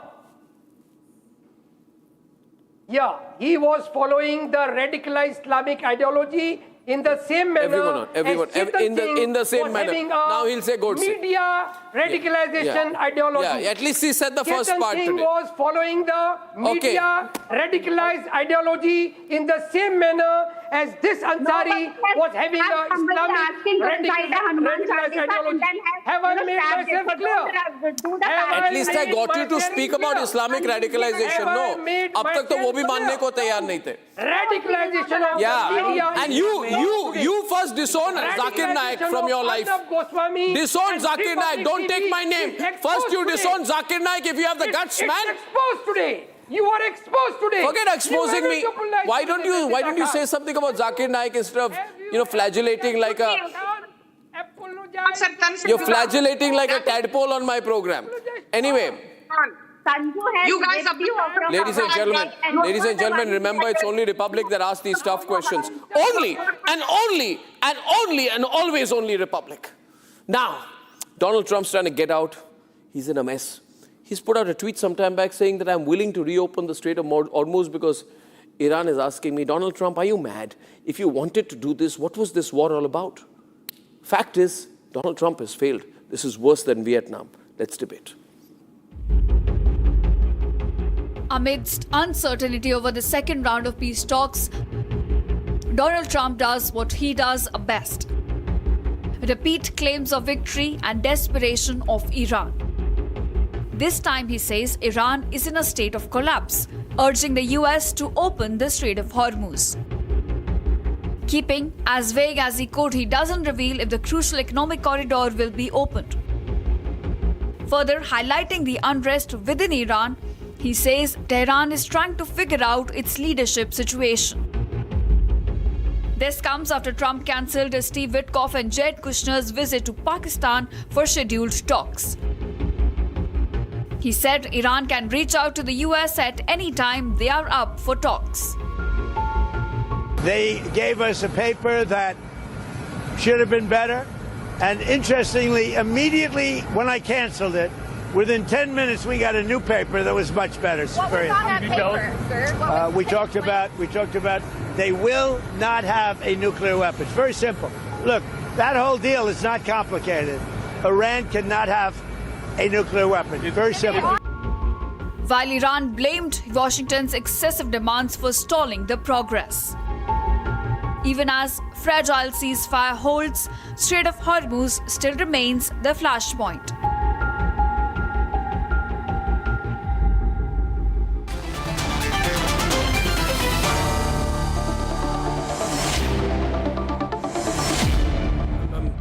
We're going across to Saurabh Shukla in Washington and General Bakshi, familiar faces in Delhi. And by the way, we are seeing pictures there of King Charles sitting there at the White House getting introduced by Donald Trump. This is madness. Why is King Charles doing this to himself? Mom! What is King Charles doing there? Why is he doing this to himself? I mean, I feel bad for the United Kingdom.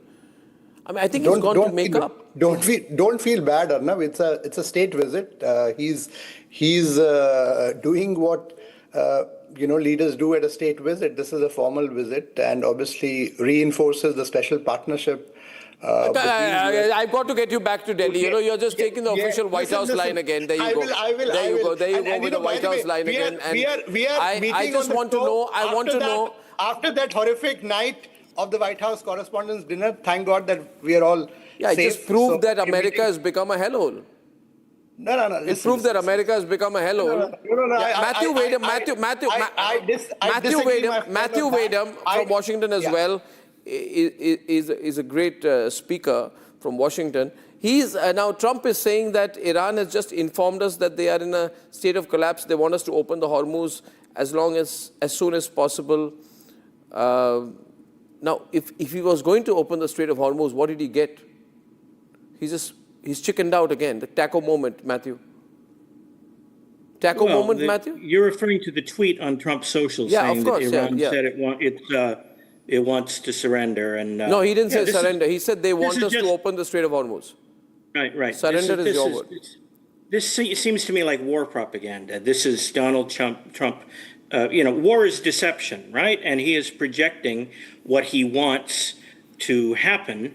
I don't think the Iran Iranian regime is collapsing. It's definitely fragile, but it's not collapsing. He is trying to play a psychological operation against the Iranians and trying to get the various factions that are struggling for I don't think so. control, I think he's accepting defeat. fighting with each other. He is turning up the temperature and trying to exacerbate the situation. I don't believe for a moment that Iran Okay, said let me get it was Milad Rabbani from Tehran. How do you read this? I mean, Trump is saying that the Iranians are approaching him to open the Strait of Hormuz. This happens after Arakchi's meeting with Putin in Russia. And Putin put pressure, and then Putin apparently has told Trump to back off. And that seems to be working, because after all, it is Putin who got Trump elected in the first place, so he owes something. Trump owes a lot to Putin. Maybe Putin has asked him to back off. Milad, what's happened? Why is Trump saying this? Thank you, Mr. Arnab, for inviting me. I believe what Trump is mentioning about Hormuz Strait is something to have for a news feed in the U.S. Internal news media, I mean. Numbers.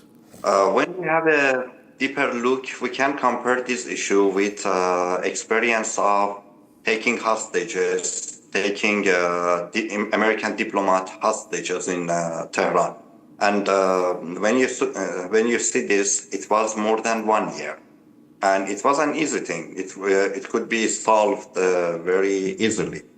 But by having a look to conflict of forces inside the Iran, I believe the reopening of the Hormuz Strait is a long-term process. It doesn't happen in one night or even 1 week. And Iranian wants to play with this card. So I believe Trump is in a trap now, a trap of Hormuz Strait. Bad trap, yeah. And Iran knows Saurabh is on. Saurabh. Yeah, that's what I think, yeah. I would disagree on that, Arnab, and I'll tell you what's happening. The Strait of Hormuz, the Iranians have actually approached the US saying that they really are desperate to get the Strait of Hormuz open because the blockade has worked for the US. In fact, more than, if you ask me, I was talking to somebody who... Yeah, so then let them carry on the blockade if it's working for them. Listen. No, if it's working so swimmingly well for them. The Strait of Hormuz opening is the first thing that the Iranians are also now coming around and saying that please, let's open the Strait of Hormuz. But the template that the US has proposed is that you have to agree to abandon the nuclear program first, which is the final sticking part. And my sense is that Iranians will come around to that. But that is a sense story. There's no facts to back this up. General Bakshi, let me get in General Bakshi, your favorite. General Bakshi, all theories going around. All theories going around. Without doubt. Yeah, all theories. Why has Trump tweeted this, posted this, that Iran wants us to open the Strait of Hormuz, I'm considering it and all that? Look, the simple fact was that it was Donald Trump who was desperate for an off-ramp because he is to face a midterm election November. The primaries are starting in May. The price of oil has reached $4.15 on an average in the United States. In Washington, Nevada, it's already $5 a gallon, right? Inflation is up, food prices are up, and that is hardly the condition in which he would want, his Republican Party would want to go in for a midterm election. Otherwise, he will be a lame duck president before this is through. He is under pressure. The global economy is taking a huge hit. The price of oil has crept back to over $100 a barrel. The day the shooting intensifies, it will be $150 to $200 a barrel. What you are looking at is a global recession. And if this continues, contraction of the global economy, like in COVID, a global depression. Is that what Donald Trump wants? Because if he thinks the United States will be inured from that global shock, also, it will not be, so in a way, General Bakshi, is it that the Iranians have been very skillful in the diplomacy, even if you say that their missiles were guided by Chinese systems, which they were, like the German Chancellor says that now, Saurabh, Matthew, he says America is being humiliated by Iran. It's no longer a defeat for America. Iran is humiliating them because Iran knows that Trump is in a swamp. He has no exit strategy. And I think I agree with the German Chancellor. It's getting really bad. They've got mud all over their face. And Iran, according to the German Chancellor, is obviously negotiating very skillfully or simply very skillfully not negotiating. I don't think the United States has been humiliated. Very badly. Well, I don't think so. If you want to believe that, go ahead. But just why that I don't want to believe it. The German Chancellor says a whole nation is being humiliated by the Iranian leadership. In India. In any event, the United States is not being humiliated. The strategy is. You want to believe that? I have no problem. Well, the Iranian economy has collapsed. Their currency is. You want to console yourself? I don't have a problem. They're about to shut down because they're over capacity. They don't have. You said the same things about Russia 4 years back. Look at Russia now and look at what your position now. Well, I didn't have a position 4 years ago, but I mean the same theory was put. No, that the Russians will come to an end. The Iranian economy is collapsing, and the United States platform of economic warfare is. No, I think Jal Bakshi, this is very serious. I think he's going to get out because he has to get out of this. He will have to get out of this morass because already this war is nearing 60 days. Beyond what a 60 failure. days, he has to take congressional approval. He cannot continue the war. So he thought he has come up with a very clever one by saying the ceasefire will continue, but my blockade will continue. In doing that blockade, he thinks he can keep his military, the naval carrier battle groups out of harm's way and yet continue, cause Iran damage by making sure that its oil storage capacity is oil. What has he got an enrichment, by the way, Saurabh? You keep backing them and taking the Washington line. What have they got an enrichment? Nothing. A big fat nothing. Just hear me out for a minute. Okay. The strategy now is to make sure that the Strait of Hormuz opens up. But that was not the strategy yesterday. Yesterday the strategy was uranium enrichment. The blockade has worked. But the blockade has worked. Who said? Analysts that you said. Where is an official off statement from the Iranians that they want an off-ramp? The fact remains that the last minute, the US delegation was not to go to Pakistan. Obviously, I have been saying all along that Pakistan is hardly the negotiator you can trust ever. So that was a good decision. But Trump said that it's okay. Iran can enrich uranium. He said that. He said that. No. Trump on 8th of April claimed that Iran's position on nuclear enrichment is workable. This was what he said. The Strait of Hormuz will open. The Iranians. How much time do I have on this one? To the nuclear issue. Milad, listen. This wishy-washy. I'm so tired and fed up like the rest of this planet. With this wishy-washy, confused, conceited, narcissistic man in cognitive decline, changing his position every day, except you, nobody takes him seriously now, but you take him seriously. You take him seriously. Let me tell you one thing, Saurabh. Every day you try to bring